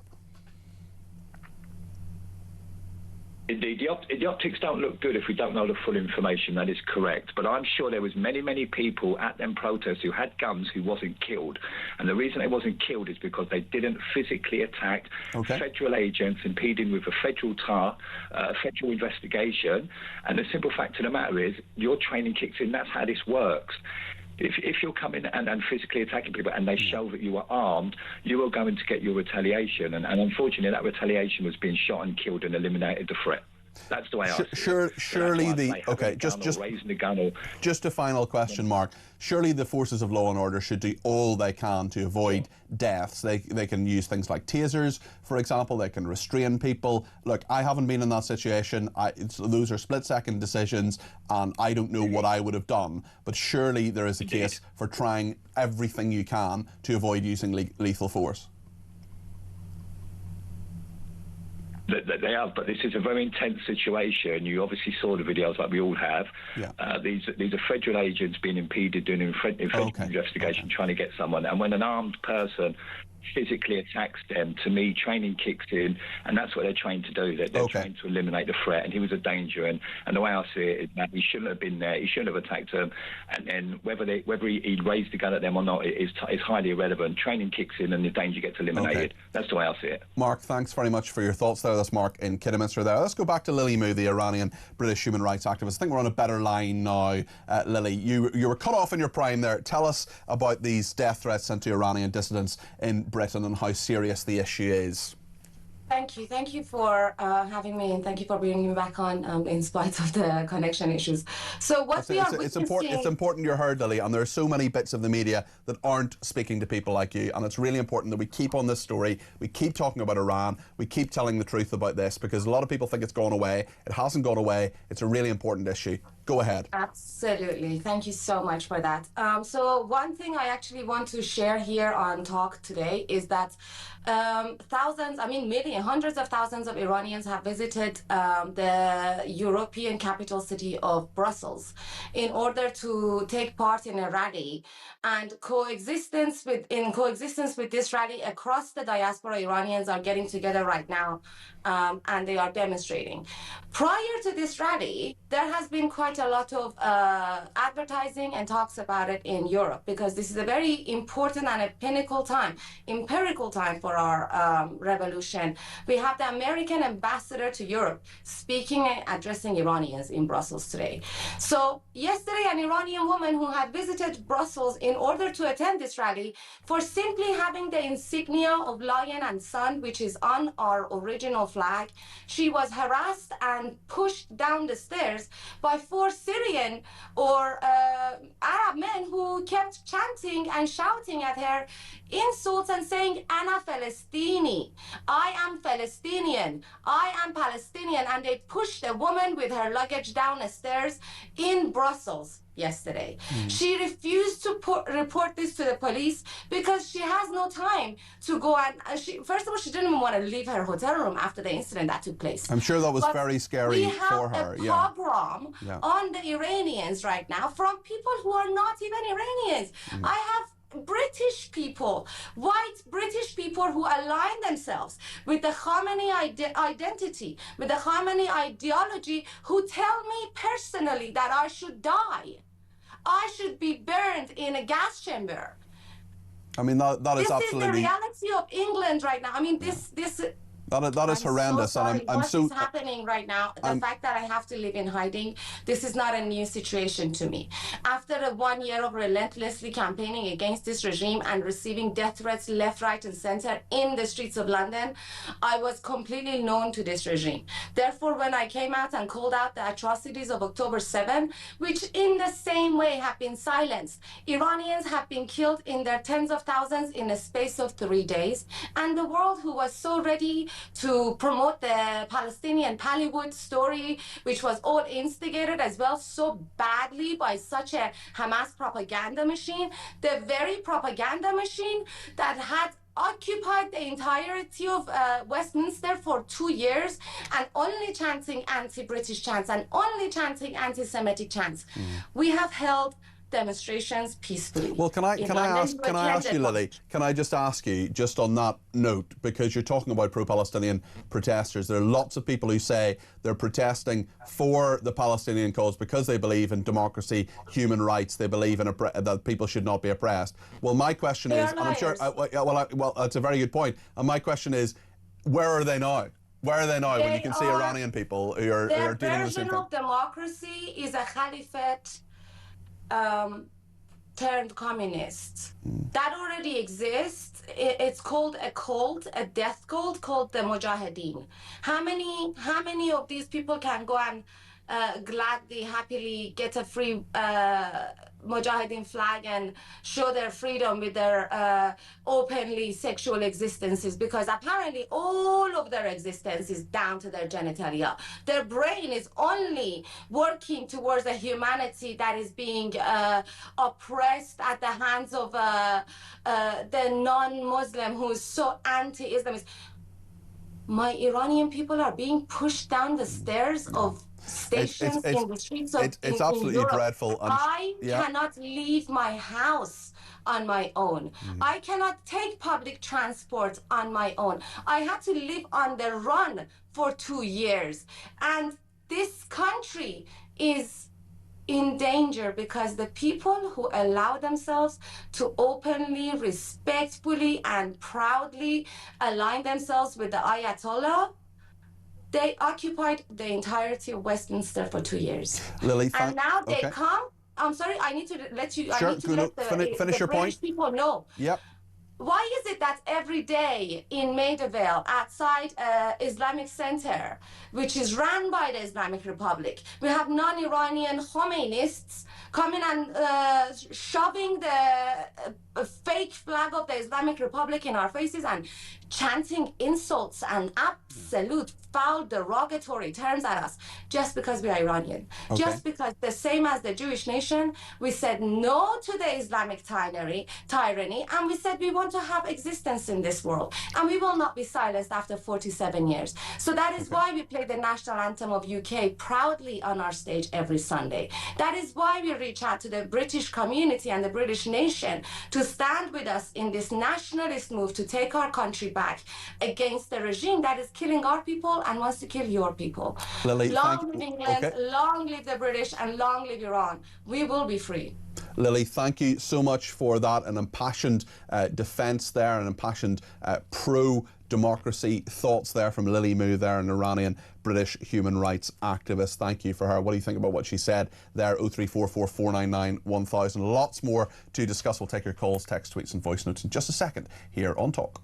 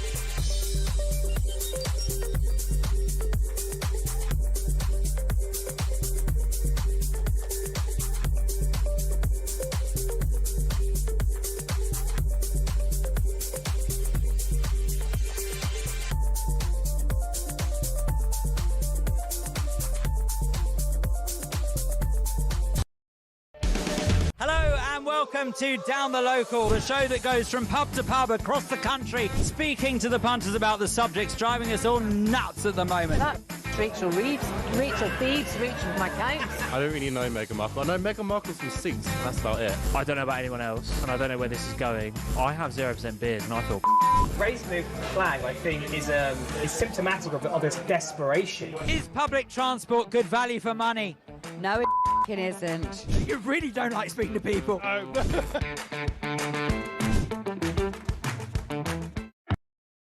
Across the UK, on DAB+, on YouTube, on your mobile, and on your side. This is Talk. Some breaking news now from Steve Swinford, who is the political editor of The Times. Sir Keir Starmer and his allies expected to block Andy Burnham from standing down as Mayor of Greater Manchester and making a comeback to Westminster. Starmer has the numbers on the National Executive Committee of the Labour Party to block Burnham, and it looks increasingly likely, says Steve Swinford. He is the political editor of The Times. Discussions are taking place now. With the result this afternoon, I expect there will be a significant majority against Burnham. Starmer allies are telling The Times that allowing Burnham to stand down would be gambling with the lives and communities of the people of Manchester. They say it would be madness and irresponsible to risk Manchester so one person can break the rules, as they put it, and pursue his political ambitions. They also say Burnham's return would see a return of the political psychodrama that dominated the Tory years in government, but this time with a higher price tag for the economic uncertainty, with billions more in debt interest payments. A Starmer ally has told The Times there would have to be a by-election for the Manchester mayoralty. There would be a risk that would be handing Manchester to Reform. It would unleash the forces of division. Reform would outspend by a factor of 10. We shouldn't gamble with people's lives and communities in order to give one person what he wants by disregarding the rules. A by-election for the Manchester mayoralty would be a completely unwelcome distraction. If we handed Manchester to Reform and give them all the power of the mayoralty, it would be political madness. We shouldn't gamble with people's lives and communities. It would be an irresponsible thing to do. So that is The Times reporting all of that. Jules is in Bedford and wants to talk about Andy Burnham. Just give me a ring on 0344 499 1000. Jules, you're very welcome to the programme. What would you like to say? Peter, hi, good morning. So the question is really, does Matey have to resign the mayoralty in order to stand for the by-election, or can he stay as mayor? He can stay as mayor, but then if he stood as an MP, he would stay as mayor. But then if he became an MP, he'd have to stand down as mayor after that point, if he won the seat in the House of Commons. Got it. Well, that's a really great bit of clarification, because that's the first time I've heard anybody explain that. So thank you very much. I'm sure other listeners will be. I mean, he could, in theory, if he wanted to, he could stand down as mayor of Manchester anytime he wanted and run for it. But he's not going to. He's going to. Well, if he's allowed to stand, he's going to stand, see what happens, see if he becomes an MP, then resign as mayor, and then there would be a mayoral election. But as the Times is reporting from its political editor Stephen Swinford, that apparently won't happen. Got it. Well, fascinating stuff. Can I have a quick question on Chagos while I'm on? Go for it. Can I be cheeky? So this 1966 treaty that they've said that Trump has the veto power to block the Chagos deal, how are the Conservatives only just discovering this now? Yeah, good point. They started the conversation when they were in power. It's a very fair point. They should have dealt with it before now. Two very good points, Jules. Thank you. That's Jules in Bedford there. Dave is in London and wants to talk politics. Dave, you're very welcome to the programme. What would you like to say? Hi, Peter. How are you? Very well, thank you. How are you doing? I really liked your panel. The James. Yeah, they're great, aren't they? Yeah, really interesting. I thought the three of you should do it every Sunday because. Thank you. Yeah, I just think it was far more grown up. You didn't have the wailing banshees on that just want to make a point. We appreciate all our debate desk panelists. Shall I say, Dave? I think they're fine on a weekday. Okay. Okay. No, I was just wanted to. By the way, from what the last guy you just spoke about, if Burnham can be an MP and a mayor at the same time, we don't need both roles then, do we? Well, it's a very good point. I mean, he could in theory do both. There's actually legislation which means that if you're an MP in Northern Ireland, for example, you can't be a member of the Assembly at the same time. There's kind of double jobbing. You used to have politicians. I mean, Ian Paisley back in the day, he was moderator of the Free Presbyterian Church. He was a member of Parliament. He was a member of the European Parliament, and he was a member of the Assembly in Northern Ireland as well. Right. My quick point was.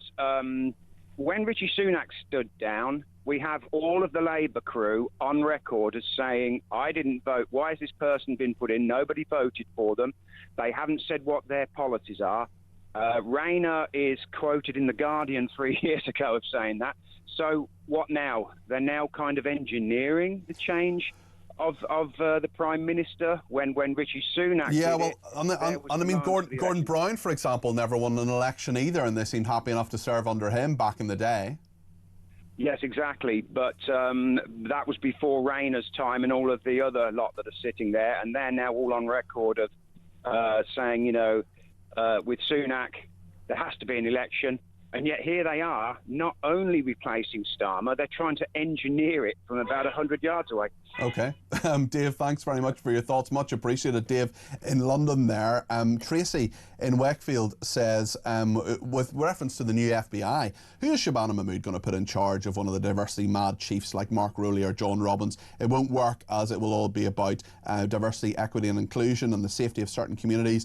If they wanted to reduce terrorism, they could start with the Muslim Brotherhood. Yes, it should absolutely be prescribed. Totally agree with you, Tracy. Max in Warwickshire says, morning Peter, would I vote for Andy Burnham 2 years ago? Yes, he would have had my vote. But now, on the state of the country and the world, I would not vote for Andy Burnham because we need Nigel's Reform Party, a strong political presence. We need leadership, says Max in Warwickshire. Thank you for that. Sean in Bradwell says Khan's comments are absolutely ridiculous, bloody disgraceful in fact, and that's the trouble with this country. Idiots like him in power and bigger idiots who listen and vote for them. Any chance you could read out the next read out the next 10 minutes as I'm off to the pub? Well, I'm sorry, Sean, that was after, it's more than 10 minutes since you sent that, but maybe you're still listening in the pub, I don't know. This is Sadiq Khan, who has talked about immigration. This is what he said. He said, for too long the immigration debate has been dictated by the hysteria, hatred and fear-mongering of the far right. They paint a dystopian future of Britain as a city that's fallen. And let's be frank, they do so because they can't stand what London represents. A city that's diverse, progressive and thriving. Their rhetoric isn't just false, it's cruel, callous and deeply dangerous. That's why we must fight back against this narrative that diversity is inherently bad for our society, and therefore all immigration is too. Another person says, so we can afford a mayoral election for one man, but we've had our local council elections cancelled to save money for the second time. Please make it make sense. I'm not sure I can. Amy in Suffolk says, Trump's apology is likely to have nothing to do with Starmer. More likely, he wants to see the King in April and doesn't want to jeopardise that. He probably has not had a jot of concern for our utter wimp of an MP, says Amy in Suffolk. Sue says, morning Peter. Morning, Suze, for the next 2 minutes. I don't take anything that Trump says seriously, but I do appreciate much that he has done. He gets no credit for positive things, such as the Abraham Accords. Very good point, actually. Abraham Accords, incredibly successful. I'm more offended by what my own leader says, all his far-right thug rhetoric. But last week, Prime Minister's Question Time, when Starmer talked about more positions than the Karma Sutra and how the Tories screwed voters, that's disgusting talk in our House of Commons, and probably scripted. If that's the best he's got, we're all doomed. Trump suffers from verbal diarrhea, Starmer suffers from incompetence. I'll take Trump any day, says Suze. Another person says if Shabana Mahmood gets the job as Prime Minister, you'll see a mass exodus of people leaving our country. Barry says, why do we need an FBI, Peter? Don't we already have the National Crime Agency? Yeah, but it's going to be subsumed into all of this National Police Service, Barry. So that's the logic of that anyway. Maybe you agree with it, maybe you don't. Let me know your thoughts. 0344 499 1000. Dan in Kent says, if Andy Burnham becomes our Prime Minister, everybody on the right should pretend he's the right person for the job and give him the confidence to an election. Then we can get rid of the uniparty for good, Cardi P. And Penny in Essex says, what on earth is going on with Starmer becoming known as the useful idiot, giving away the Chagos Islands, allowing the Chinese to build a mega embassy in London? Both utter madness. The Chinese must be laughing their heads off. Spying even made easier. Ye gods, says Penny in Essex. And Jackie says, she'd get an apology from Trump, but she won't apologise for the Boris wave, talking about Priti Patel there a little bit earlier on. Lots to discuss in the next hour as well. We will be talking in just a few minutes to Mark Francois, the Shadow Defence Minister. Loads to discuss with him. We'll talk, we'll get your thoughts as well on all of the issues of the day. 0344 499 1000. Stay with us.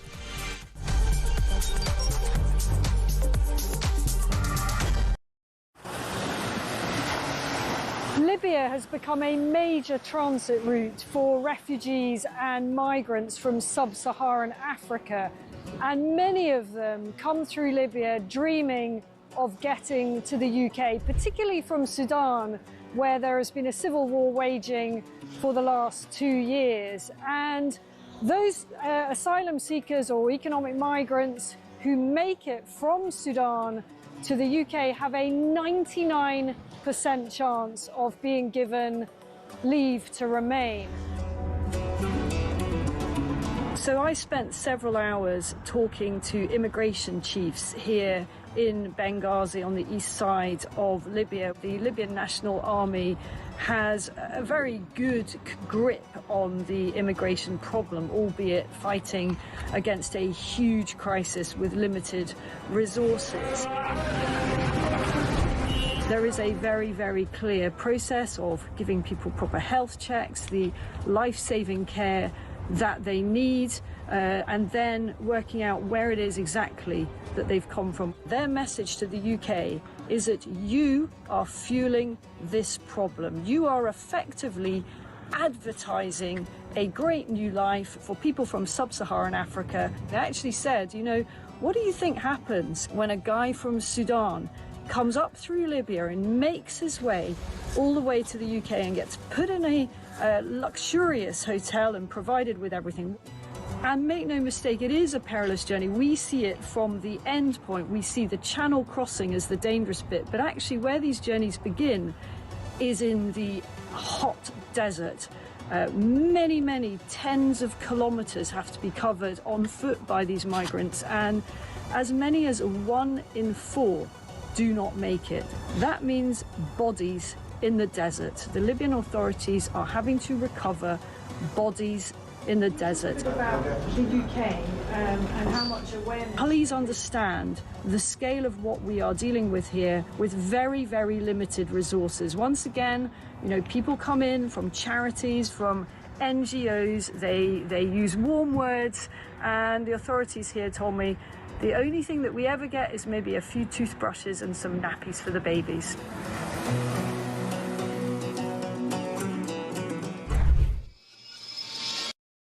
Across the UK, on DAB+, on YouTube, on your mobile, and on your side. This is Talk.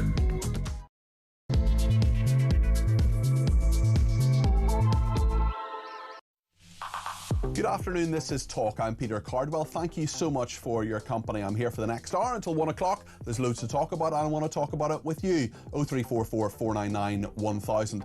Andy Burnham looks set to be blocked from standing as an MP in a by-election because the Labour Party wants him to stay as Mayor of Manchester. That, of course, helps Keir Starmer. We'll talk about the Chagos Islands as well. There's legislation set to be pulled tomorrow. Also, Donald Trump doesn't quite apologise, but certainly praises our boys and girls, the soldiers that he was so derogatorily talking about a couple of days ago. We'll talk about that. We'll talk about Mahmoud establishing a British FBI. There's so much to talk about here on Talk. Also, protesters supporting Palestine Action, hunger strikers arrested for breaching prison grounds at Wormwood Scrubs in London. Lots to discuss. I want to discuss it with you. 0344 499 1000 is the number to call. You can text me 87222 with the word Talk in your text. You can tweet me at talkTV. Follow me at Peter Cardwell. You can send me a WhatsApp text message, less than a minute please if you would. We'll play out as many of those as we can. You can also send me a WhatsApp text message. You can give me a ring too, 0344 499 1000. Loads to discuss here on Talk in the next hour. Stay with us. Well, Stephen Swinford, the political editor of The Times, is reporting that Keir Starmer and his allies are expected to block Andy Burnham from standing down as Mayor of Greater Manchester and making a comeback to Westminster. Apparently, Starmer has the numbers on the National Executive Committee to block Burnham, and it looks increasingly likely. Discussions are taking place right now, and as soon as we know what's happening, if we know before 1 o'clock, of course, we'll bring it to you. Shabana Mahmood is the Home Secretary. She's been talking to Sky News this morning about Andy Burnham. This is what she said. Look, I genuinely think Andy is a fantastic politician. I worked closely with him before. We've discussed police reform together. We've discussed funding for Greater Manchester Police. I worked very closely with him in the response to the terrorist attack in Manchester at the Heaton Park synagogue. I think he's an exceptional politician. And of course, I always think we should have all of our best players making their contribution to the Labour government. Shabana Mahmood there, the Home Secretary. Well, Mark Francois is the Shadow Defence Minister, also the Conservative MP for Raleigh and Wickford. Mark, there's so much I want to talk to you about this morning. I want to talk about the Chagos Islands, I want to talk about Donald Trump, I want to talk about veterans. There's so much I want to talk to you about. But this breaking news in the last 10 to 15 minutes about Andy Burnham, what do you think about this and how the Labour Party deals with this? Well, it's turning into civil war. On a Wednesday, Prime Minister's questions, when you look across the chamber, most of the Prime Minister's supporters now sit directly behind him, Peter. But once you look past what we call the gangway, the little corridor that goes up between the benches, once you go beyond that, he's completely lost the dressing room. And you've just got to look at the body language and the attitude of the vast bulk of Labour MPs. They've already given up on him. You can just see it and feel it. And if Labour do very badly in May, in Wales particularly, but in Scotland and in the English local elections where they allow them to go ahead, the fact they're trying to cancel some because they're behind in the polls is outrageous. But the collective effect of that, if the pollsters are right, could be an extremely bad night for the Labour Party. Labour backbench MPs will panic, and Starmer then might fall.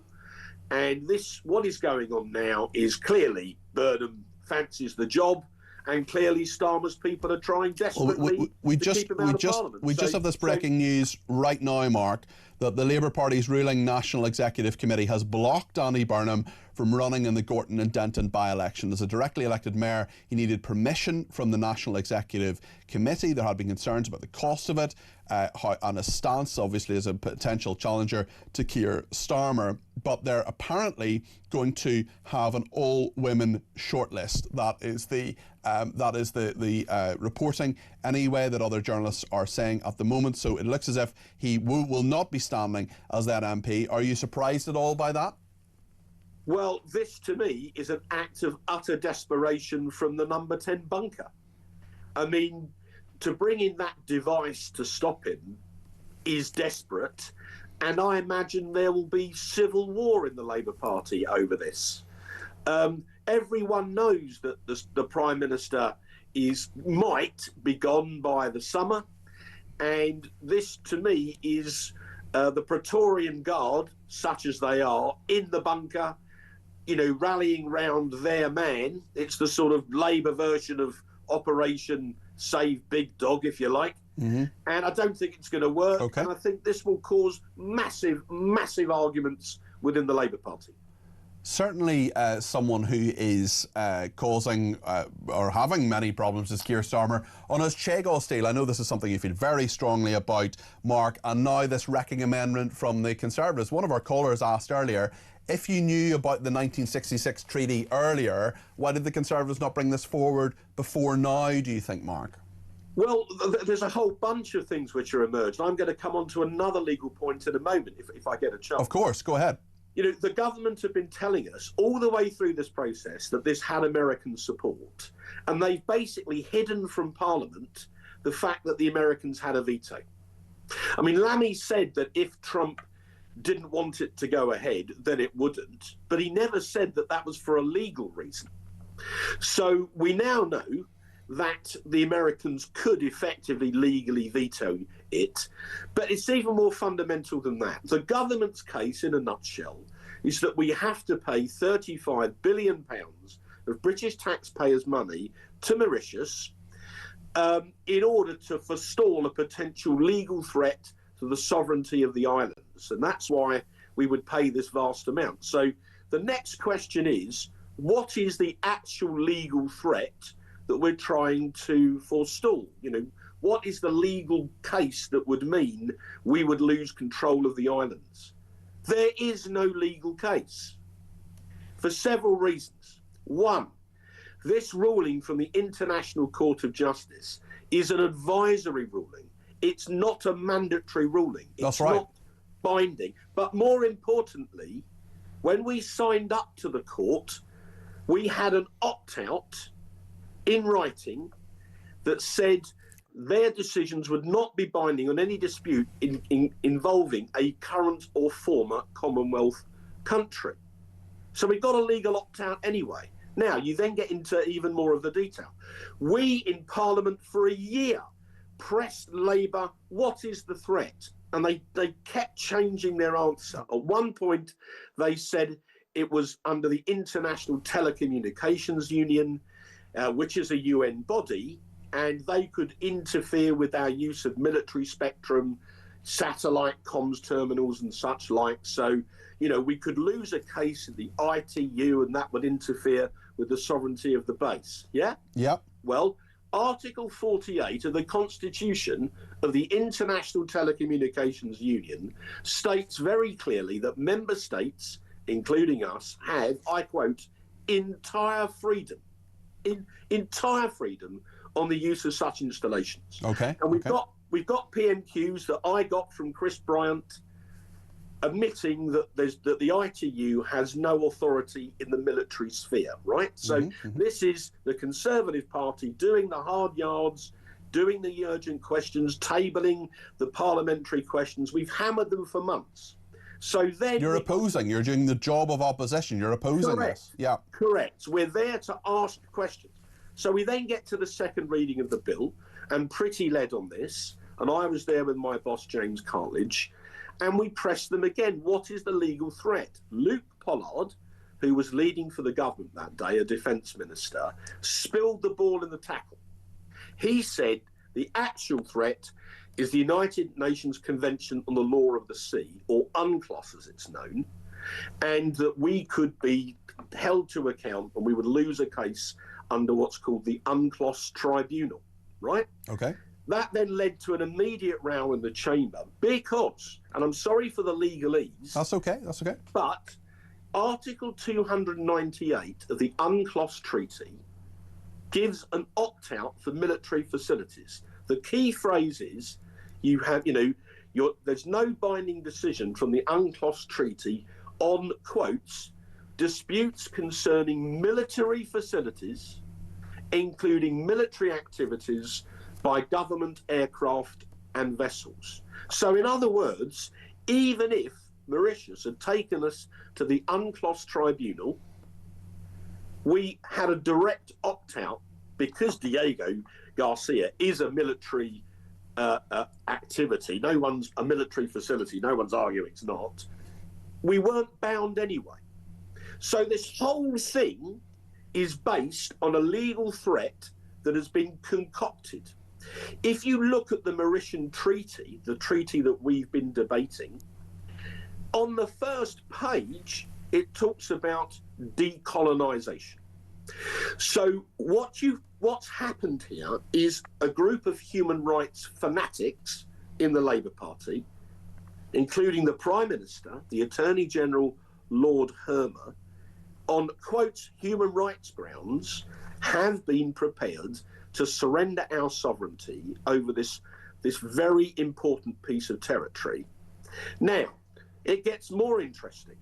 And here I defer to the good people at Guido Fawkes. They followed this issue for over a year, and they focused on the very close relationship between Starmer, Hermer, and Philippe Sands KC, who has been the legal representative of the Mauritian government in London for over a decade, and he's been pressing this legal case very hard. The case which I just argued there is no legal threat from, but he would take a different view. These three men all go back years.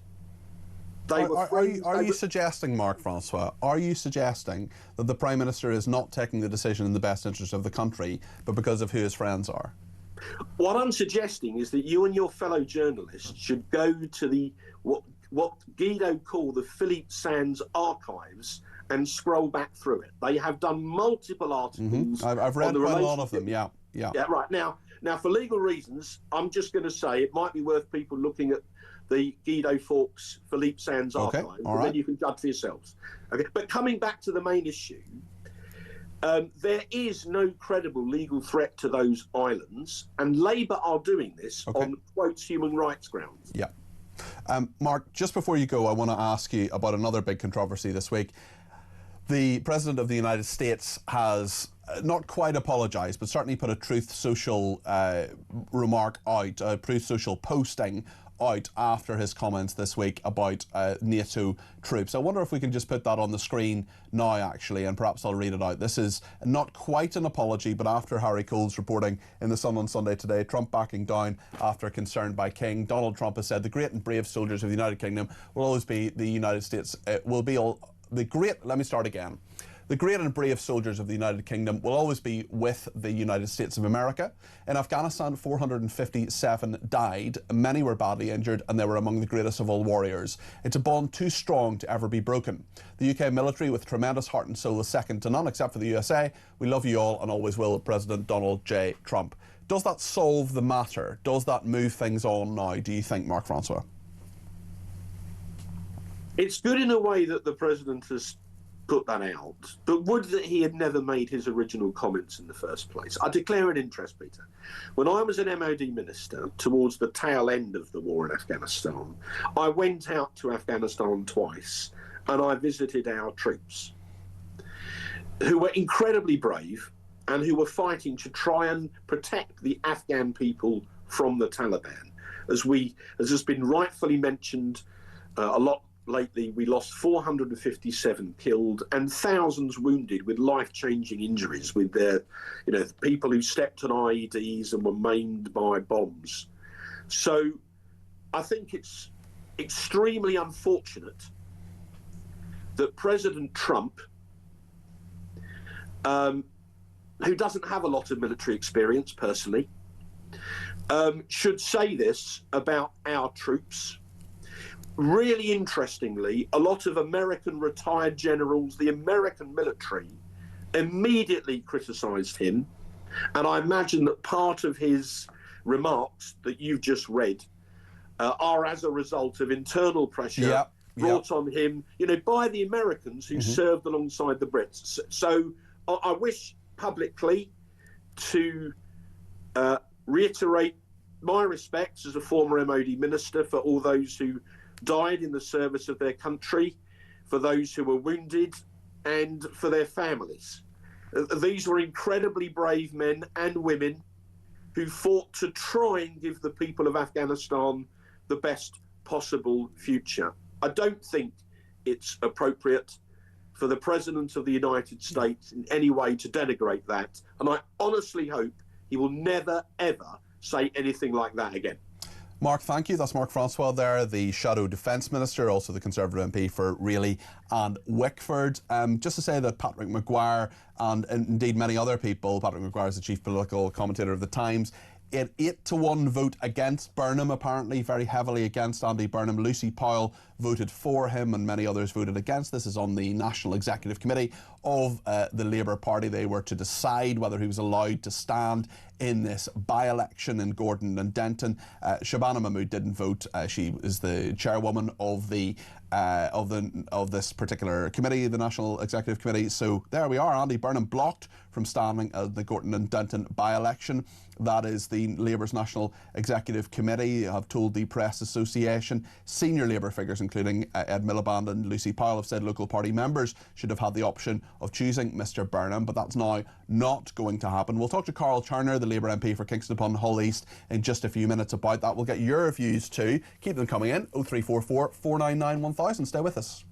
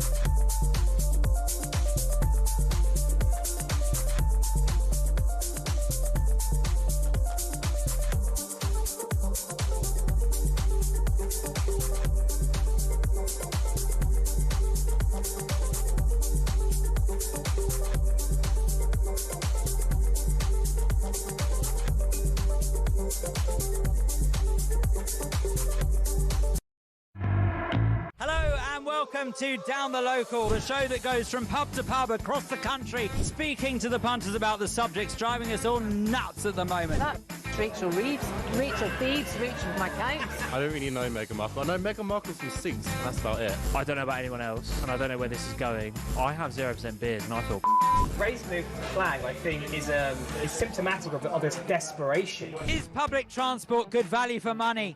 No, it isn't. You really don't like speaking to people.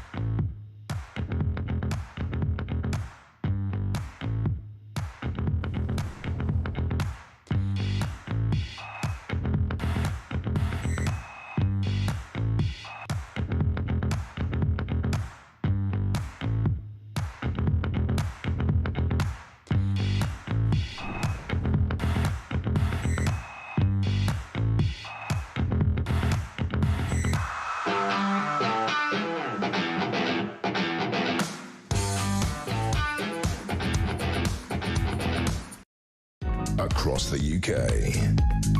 On DAB+, on YouTube, on your mobile, and on your side. This is Talk. Thank you to Natasha in Switzerland, who says, I can't believe he did that with Burnham, who is not a threat anyway. I don't think. It's unbelievable. We're going to speak to Carl Turner MP in just a few minutes, but let's get your thoughts on lots of other issues we're talking about today. Nigel's in London and has some thoughts about the police bodies and all these different arrangements now. A new FBI, that's what the Shadow Home Secretary Shabana Mahmood is talking about. Nigel, you're very welcome to the programme. What would you like to say? Well, Peter, good afternoon. I'm delighted to be back in the United Kingdom after a few days away. You were away in America, if I remember correctly, Nigel. Yes. Do you have a good time? Yeah, it was very nice. It was very, very cold. It snowed, but we had great time, and some blue skies and some lovely, lovely. Well, now you're back. What do you make of what Shabana Mahmood is saying about this new British FBI?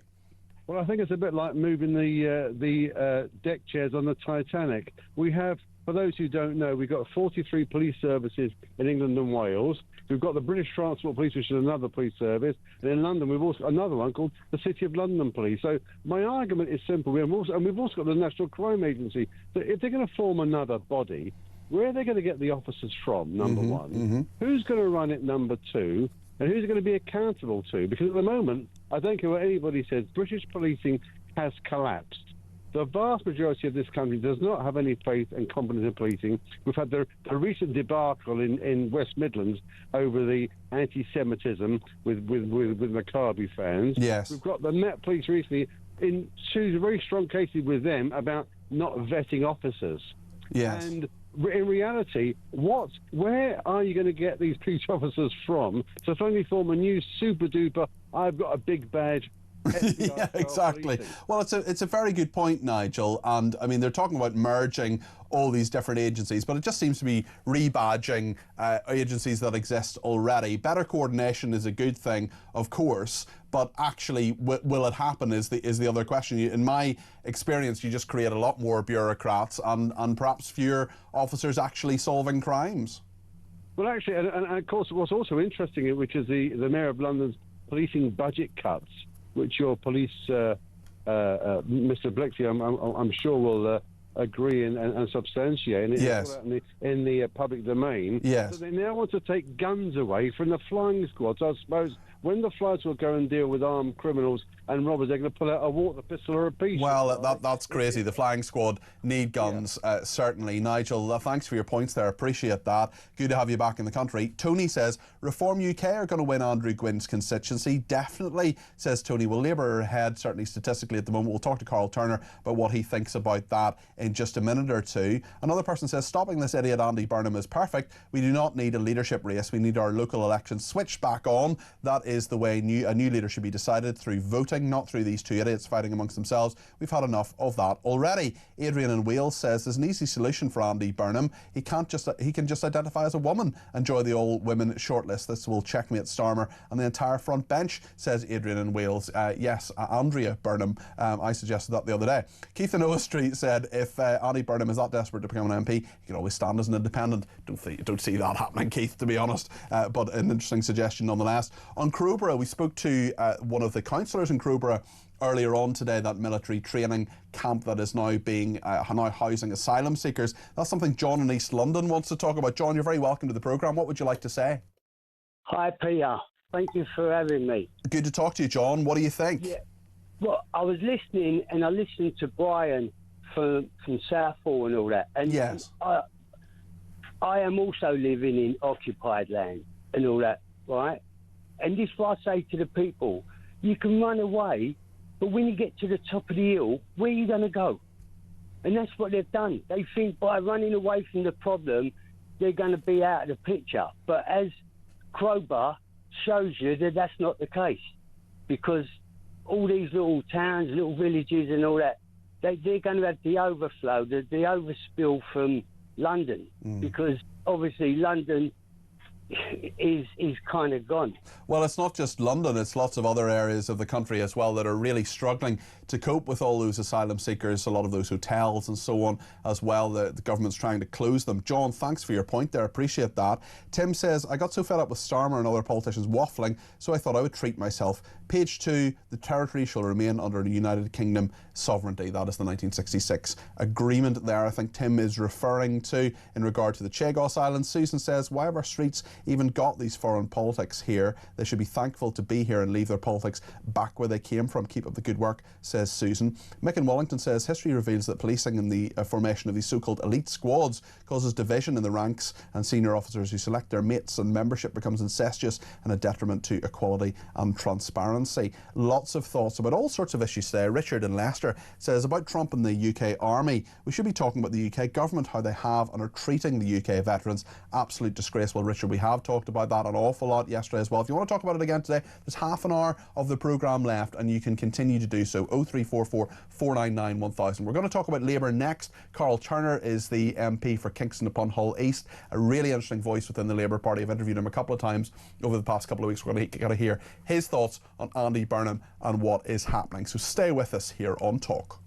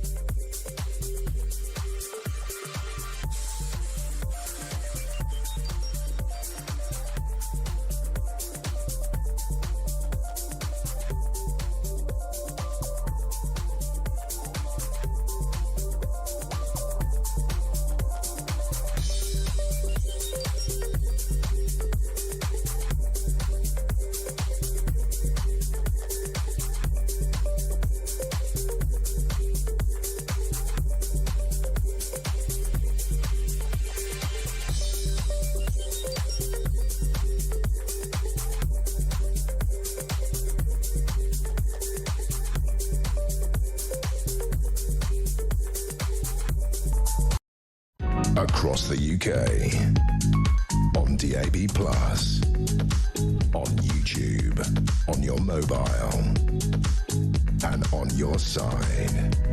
This is Talk. Let's hear a couple of voice notes, firstly from Hev.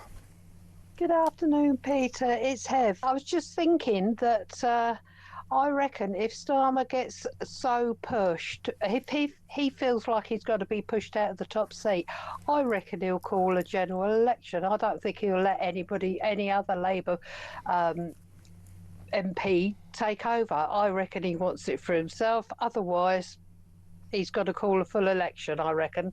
General election, and that's just what we need. Very interesting points there, Hev. Thank you. Let's hear what Kelvin has to say on his voice note. Good morning, Peter. I'm tired of hearing the Tories saying we are the only party that will put us first. They've been saying that for 14 years when they were in power. Did they put us first? No, they put migrants first, just like the Labour Party. I'm bloody tired of hearing them saying it. We're the only party. No, the only party we've got that's going to do anything for us is Nigel Farage's party, and they are totally running scared of Nigel Farage. And the only reason why Kemi Badenoch is doing well in the polls at the moment is because Nigel Farage is not allowed to speak in Parliament, as I get it, because I've never seen him stand up at that box and say anything. He should be there because he's more in the lead than they are. So, you know, if he stood there and, well, talked like she did, he'd be more bloody popular, but they won't let him because they're frightened of him. All really scared. Boo! Labour. Boo! Tories. Run, boys, run, because you've had it. Bye. Kelvin, thanks for that. Now, Nigel Farage is allowed to speak in Parliament. He certainly is, and he has on numerous occasions. There's lots of evidence of that. But the point is, I think the point Kelvin maybe was making there, thinking about anyway, was Prime Minister's questions, where you have 6 questions automatically for Kemi Badenoch, because she is the leader of the opposition, and they have 118 MPs after all the defections. Now, it's interesting because Reform UK now have 7 MPs. They've gone from 5 to 7 in the last few weeks, couple of weeks. Robert Jenrick and, of course Andrew Rossendale defecting there. So I think that Nigel Farage is going to be called more at Prime Minister's questions. He also gets certain rights now they have more MPs. For example, he will be laying a wreath on Remembrance Sunday because you need to have 6 MPs to do that. They had 5 previously, so he didn't do that at the cenotaph anyway. Nigel Farage taking a very interesting line on this. He sat in the Spectator's gallery one week. He did a media interview dissecting Prime Minister's questions on one week as well. But I think he's going to get called more. Now, the Speaker should call him more, I think, and maybe he will do that now. They've got 7 MPs. Certainly, you see smaller parties like the DUP, the Plaid Cymru, for example, getting called a bit more. So it'll be very interesting to see how Sir Lindsay Hoyle deals with this. But I think you will hear more from Nigel Farage in Parliament. We certainly hear from a lot of them outside Parliament, and it certainly shows how Parliament can't really react when you have its procedures anyway don't really allow it to react in a way that it can when a party is so incredibly popular. On Andy Burnham, we're going to be talking to a local MP, well, not a local MP, we're going to speak to an MP, Carl Turner, Labour MP for Kingston upon Hull, in just a second. But Matt in Cheshire has some thoughts on this. Matt, you're very welcome to the programme. What would you like to say? Hi, Peter. I told you the other day that Reform would probably win that seat anyway. I remember you saying that, Matt, yeah. So I think there are a few factors at play here. One, they know they're going to lose that seat.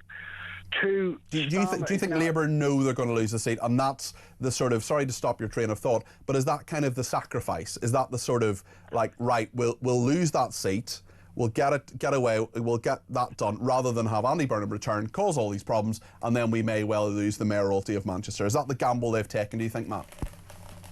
I think if they put him in a more London-centric seat where he's more likely to win, then he probably has a better chance, obviously. Starmer is now cemented in as the face of Labour until after the local elections. And unless another by-election comes up, Andy Burnham can't ever replace him. So you're left with the same cast of absolute showers that were there before the mention of Andy Burnham. Yeah. So all you've basically got is Angela Rayner in Parliament, who is basically Andy Burnham anyway. Really interesting to hear your thoughts on that, Matt, and it'll be very interesting to see what happens. Carl Turner is with us now, the MP, Labour MP for Kingston upon Hull East. Carl, an 8-1 vote against Andy Burnham is what we've heard at the National Executive Committee. What do you make of that? It's incredibly disappointing in my view, because my attitude is the Labour Party exists to win seats, to win parliamentary seats, and I think Burnham's reputation, you just need to look at the polling on Andy Burnham, is a very popular figure in the Labour Party, and I think he could have persuaded people who are cross with us at the moment to support the Labour Party on the basis that it's Andy standing. But look, the NEC have made a decision based on party rules. They're entitled to do that. I'm not happy about it. I think it's a mistake, to be honest. But they've done what they've done. Is the calculation, not to be too Machiavellian about this, but is the calculation perhaps that Andy Burnham is the Mayor of Manchester? If he stops being the Mayor of Manchester, that may well fall to Reform UK or to another party, perhaps, that he would have to stop being that. That's a very big, very powerful role. That maybe they will win Gorton and Denton with another candidate. Maybe they won't. If you have Reform putting a very strong performance in there, maybe Zach Polanski standing from the Green Party, he's a very popular character as well. I mean, is the calculation here, let's have him in Manchester rather than causing problems in Westminster, and at the same time keep the mayoralty of Manchester? Will that have been running through their heads, do you think? Look, I think that's a factor, and I think that would have formed part of the discussion. But I suspect the real reason is there's a fear and a real concern that Andy Burnham is going back to Parliament, or trying to, for one reason only, and that's to challenge the Prime Minister's leadership. I think that's not true. I think he made assurances to the PM before he applied for permissions. You believe him? You believe him? Well, look, I believe him to the extent that I don't think it would have gone down very well with people like myself. And if Burnham had come into Parliament and 15 minutes thereafter was saying to people like me in the tea room, what's the chance of supporting me against the PM? I think people like me would have said absolutely no chance. Stop it behave yourself. You've just been elected. Get on with the job you've been elected to do and support the PM. So I think they've panicked, if I'm honest. I think it's regrettable. My real concern, though, is this, Peter. Look, I genuinely support our Prime Minister, and I think the suggestion will be that the PM has been involved. I don't think he has. I do not think the Prime Minister has been directly involved in this decision-making. But people perhaps on that committee second-guessed him and said, this is what the Prime Minister would want, we've got to save care. I think that's right, and I think they've been lobbied. I think they're lobbied. I think the NECs are always lobbied by vested interests. And I think that's probably happened. But it's a matter for the NEC applying the rule book, which is a bit like the Bible. It is subject to interpretations, and they've decided, as a board, a ruling body, have decided to interpret the rules in favour of stopping Andy Burnham from being considered as a parliamentary candidate at this stage. It's disappointing. My real worry, though, is the PM will be blamed for it. I don't think it's his fault, and I think there'll be some bloodletting in the Parliamentary Labour Party at a time when the Prime Minister needs all of us in Parliament to support his leadership and the work he's doing internationally and domestically. If you get to those local elections, let's say for the sake of argument that by-election is held on the 7th of May, which is not outside the realms of possibility, and the by-election is won or lost or whatever happens, but there's a bad set of elections for Labour. The polls would indicate that at the moment. If you look at Scotland, if you look at Wales, the Labour may not be in power for the first time in a generation, in a quarter of a century. At what point does your party then say, actually, maybe, Keir Starmer, it's about you? I think when we get to the May elections, if they're as bad as the polls are predicting, I think it's difficult for the PM, if I'm being honest. But my argument will still be, we're 3.5 years off a general election. If it's 2029, it gives the Prime Minister time to, do the things that I think he needs to do, i.e. the manifesto commitments. It gives him time to stop allowing others to mess around, i.e. jury stuff that was never in the manifesto, and welfare benefit plans, and to cut those and all the rest of the stuff that have caused real pain amongst colleagues in the PLP. I think it gives him a chance to sort those things out. It's enough time. Look, we've got a big majority. You can argue about whether it was a majority which was convincing because it was a bit thin, really. And I've always said, frankly, we won with a convincing majority, not because people were voting for Labour and Keir Starmer. I think they were voting to get rid of the Tories. Okay. And we ought to have been using our opportunity in government to prove to the electorate that they're lending us that vote in that election was the right thing, and we're delivering for them. Now, we are in some areas, Peter. I'm not criticising our government. I'm proud of some of the things we're achieving, actually. But I think when we're surprised by daft ideas, which get people like me who've been loyal to the Labour Party, the Prime Minister, and most leaders, I think I was disloyal to Jeremy Corbyn for a while because the pressure was on, and frankly, everybody was resigning from the shadow cabinet. If I'd have stayed in that shadow cabinet, I'd have been the Shadow Attorney General doing 9 briefs. It was impossible. But I didn't want to be disloyal to Jeremy. And I think people like me who are very loyal, very Labour, are getting to the point where we're really fed up. Marching up hills and down again. Prime Minister's got to address that. Otherwise, I'm afraid there will be challenges on his leadership, which will be disappointing because I think he's doing a good job. Listen, Trump was slagging off our military when 457, I think the number, died in conflict alongside US troops.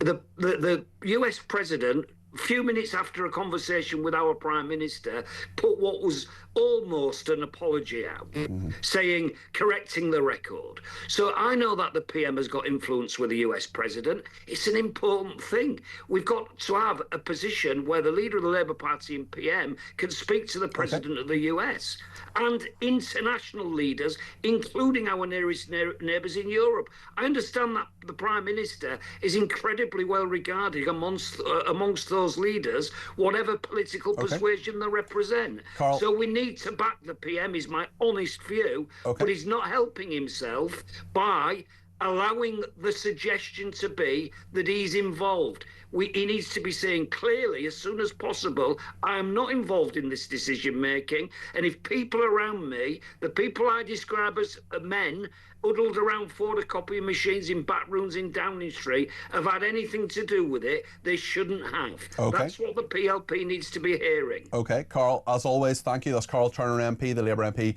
for Kingston upon Hull East. Thanks for joining us on Talk. Really appreciate that. Lots more to discuss on all of this. We'll also talk about 86 people arrested on suspicion of aggravated trespass following an incident at Wormwood Scrubs last night. The prison. Stay with us here on Talk.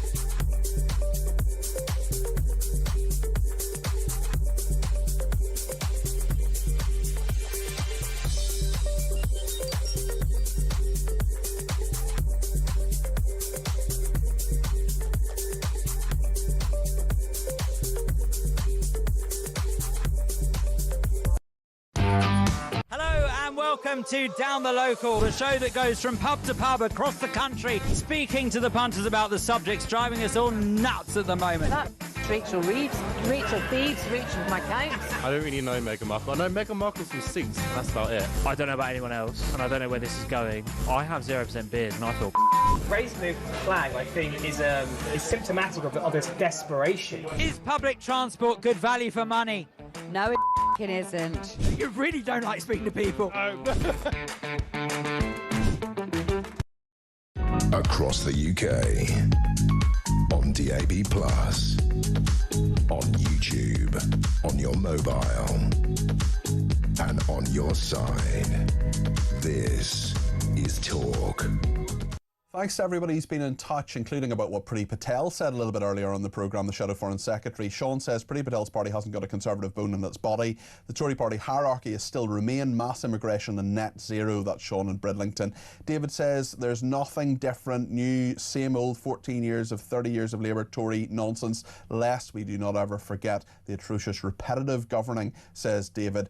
And on Priti Patel, her response to ICE, this is what has happened in America. Another person shot dead by ICE agents, immigration enforcement agents. Exactly what's wrong with this country. Arrogant and clueless. We don't want the Tories, but we need ICE, says this person. Another person says, raise the drinking age to 21, drive a car at 18. So many other things could be done to stop our children's brains going to mush so early. Banning social media till 16 is a good idea, but there are many ways to get around that. As much chance topping the boots as stopping children using social media. Another debate we're having today. There's loads to talk about, and we have a bit more time to talk about it too. We'll take some more calls, text, tweets and voice notes between now and the top of the hour at 1 o'clock. But I want to talk now about a group of protesters supporting Palestine Action, a prisoner on hunger strike. They've been arrested after they breached prison grounds, according to the Metropolitan Police. 86 people arrested on suspicion of aggravated trespass following last night's incident at Wormwood Scrubs. Well, the person who used to be in charge of security at Wormwood Scrubs is Vanessa Frake, a retired prison governor. Vanessa, I don't think they would have got past you, but they got past last night. So what happened, do you think, and how should people react to this? Well, look, I mean, first off, prison officers have to work every other weekend. So those prison staff that were working yesterday, you know, suffered abuse, harassment, etc. on their way in to do their job, which is totally unacceptable. The area that they broke into was the staff room, which is actually outside of the jail.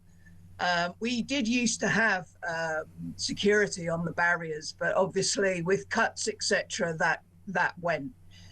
So you can actually walk into the jail. not the jail as in the prison, but the premises, the actual buildings around it. Yes. No, I mean the security of the jail was never under threat. However, once you step over that line onto Scrub's property, you're trespassing if you're not supposed to be there. And they've seen the outside of the jail, and I hope many of them see the inside of it. It's interesting they're in support of Umar Khalid, who's 22. He's been on a hunger strike since November. I mean, it's not the prison officers' fault that this person's on hunger strike, if it's anybody's fault necessarily. I mean, Umar Khalid has decided to go on hunger strike. It's also they're in support of Palestine Action, which is a proscribed group. I mean, the prison officers really facing the brunt of this when they're just doing their job. Well, actually, those staff that were going into work or going home yesterday were actually looking after this individual. So, you know, I'm not sure how they thought that was acceptable to harass the staff. You know, look, hunger strikes have happened since, you know, the suffragette movement within prisons. Prisons are well used to dealing with prisoners who go on hunger strike. And how do you deal? Sorry to interrupt you, Vanessa, but I mean, you've dealt with people who've been on hunger strike. How do you actually deal with that as a prison officer? What do you actually do? Because you want to. Well, I mean, it's their decision to do so. I think it's a stupid decision for Umar Khalid. I think it was a stupid decision that the hunger strikes in Northern Ireland were something that shouldn't have happened. But nonetheless, people decide to do it. That's something that's their decision. How do you, as a prison officer, deal with that? Well, look, all hunger strikes are taken seriously. The approach is about preserving life and without lawfully overriding the autonomy of the prisoner. So we don't force feed prisoners. First, you have to identify the hunger striker, make sure that either he says or she says in writing or verbally that they're going on hunger strike, make sure that they're actually declining meals, not just skipping the odd one or two here. And then usually senior managers get involved and a plan is drawn up. When did force feeding actually stop? Because I know that happened in the 70s, so it must have been in the last, 50 years or so. Do you know when it stopped? No, I'm not sure of the actual date, but it was a dreadful thing.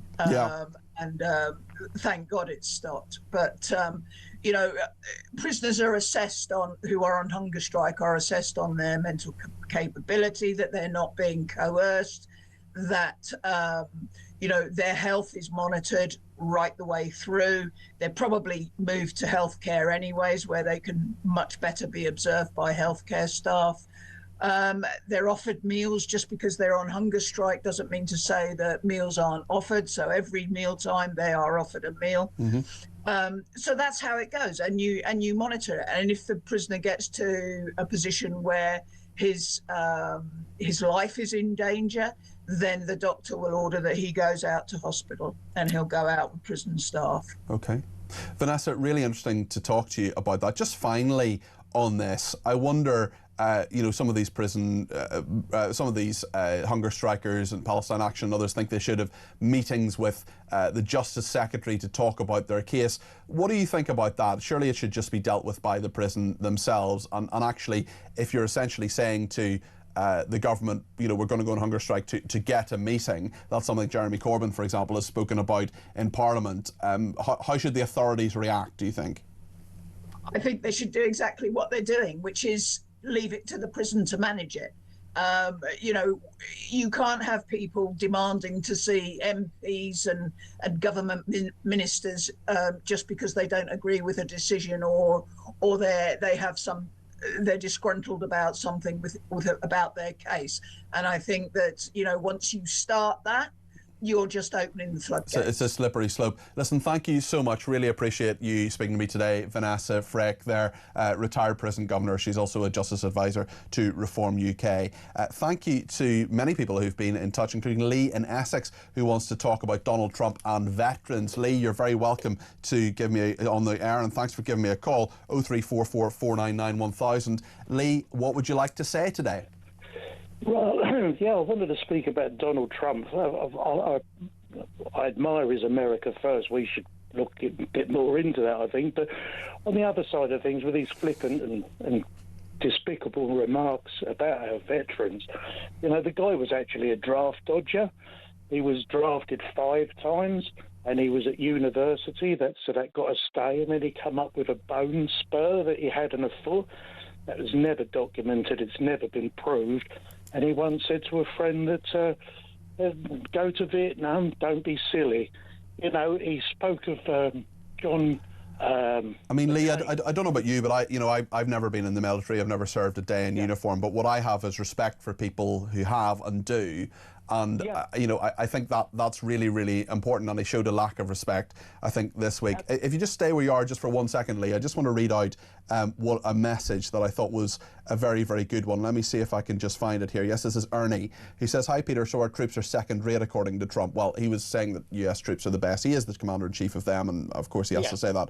"They're not as good as the USA troops, considering the millions more Americans have to choose from, pound for pound. I think we're as good, if not better." Well, I agree with Ernie, but you can see why Trump said what he said. I just wonder, Lee, from your perspective, is it enough, actually, what Donald Trump has said? Is it enough that he hasn't quite apologised, but he's perhaps clarified his remarks? No, he hasn't gone far enough by a long way. And like I say, at the end of the day, we need to wean ourselves off of America. We've always been there by our side. It was very insulting. They were 3 years late to World War II, and then we ended up having to give away our empire, and it took us 70 years to pay them back. So there were no big favours there, but we've always been there for them. But it's always at our cost. And then just to get these insults, which is too far, and I think there's a lot of damage been done there. It was very foolish of him. A lot of people would never forgive him for that. Yeah. Listen, there's a lot in that, Lee, and I really appreciate your call on that. That's Lee in Essex there. Thank you to Jason in the Lake District as well, who says, "Carl Turner sounds pretty rational for a Labour politician. A pound shop Graham Stringer, you could say." My goodness, I don't think Carl Turner would like that. However, he just ruined the whole interview by claiming that he thinks Starmer is doing a good job. What planet is he on? Well, it's very interesting because Carl Turner has been very, very critical of Keir Starmer at various points, it must be said. Graham has been in touch and says, "No thanks, Burnham. We see you and see right through you." Thank you to Kenny, who says, in Perthshire, who says, "Great show as always." Thank you, Kenny. "Amalgamated police forces, be very careful. We did this in Scotland. It's led to low morale, weak leadership in the back pockets of politicians, resources being stripped away from rural communities, and crime running rampant. The politicians try to put a gloss on things, but everyone here is well aware of the disaster it is." Yeah, Police Scotland certainly is there. Ashen Slough said, "Having listened to the radio all day for 40 years, Brian was the best call I've ever heard. Absolutely spot on, calling out the luxury belief classes. Well done, Brian," says Ash. Timothy in Barnsley in South Yorkshire says, "Great show. Labour blocking Andy Burnham or local elections. Nothing new to Labour. Remember the Fixed Term Parliament Act when Jeremy Corbyn was leader of the opposition and blocked a general election by not supporting a change in the law to have an early general election." Stan the Man in Cheshire says, "This government seems to want to control every aspect of our lives from the cradle to the grave," says Stan. It cannot carry on, otherwise we will end up in the same situation as China. Of course, I've just realised that this is why they're allowing China to build this mega embassy. We're all doomed." Amanda says, "Peter, I really feel for and admire good men like Mark Francois. He is a true original Conservative, trying desperately to uphold the best values of his party. I do, however, believe when it comes to the crunch at election time, he will not hinder Reform UK's path to victory." And final text message of today's programme: "Since Starmer and many in his party are not sure what a woman is, surely Andrea Burnham will be able to sneak in on the selection interviews." That is certainly a joke that I've talked about. Actually, a couple more. Cliff in Berkshire says, "Have these protesters filmed themselves during their invasion? If they have, that is an offence in itself." And certainly Sue says, "All very well, Carl Turner telling us Starmer is well respected in Europe, but that is not going to cut any mustard with people in this country who loathe him. In fact, he reminds us he is sneaking us back in under the Brussels yoke." Well, just time for a quick call from Mary in Hemel Hempstead before the news. Mary, you're very welcome to the programme. What would you like to say? Well, it's just a quickie, just to say the protesters that have been going on down in, where is it? Crowborough? Crowborough, yeah, Crowborough. I wonder, you know, what did they do? Did they swear at the policeman, or did they sort of send a hurty tweet? Well, no, it was more than that. I mean, look, no arrests. Well, they've been arrested, but no charges have been brought yet. But certainly obstructing the police and it's a public order offence they're suspected of anyway, Mary. But we've got to be really clear. You've got to protest peacefully. You can't go around breaking the law if that is in fact what they have done. Yeah, I know, you're saying that, but what's their interpretation of the law? It seems all right for the Hamas marchers to go through London screaming for death and destruction, but that's not considered wrong. But I should imagine these people's protest was nowhere near as severe as that. Well, I wasn't there and I don't know, Mary, but yes, it's a very good point, and we have got to make sure that policing is done equally. There cannot be any form of two-tier policing. So, Mary, listen, thanks very much for your point. That's Mary in Hemel Hempstead. We'll see if there are any charges against them. What we do know is that in Crowborough there have been a number of protests over about 11 weeks. There have only been 3 arrests. We'll see what happens with those. What we do know is that the vast majority of people have been totally peaceful, and I would urge anybody who is protesting, yeah, protest, make your voice heard, but do so absolutely peacefully and within the law. Otherwise you undermine your argument, I'm afraid. Thank you to everybody who has been in touch, and thanks for all the calls, texts, tweets and voice notes. Really appreciate them. Also appreciate the effort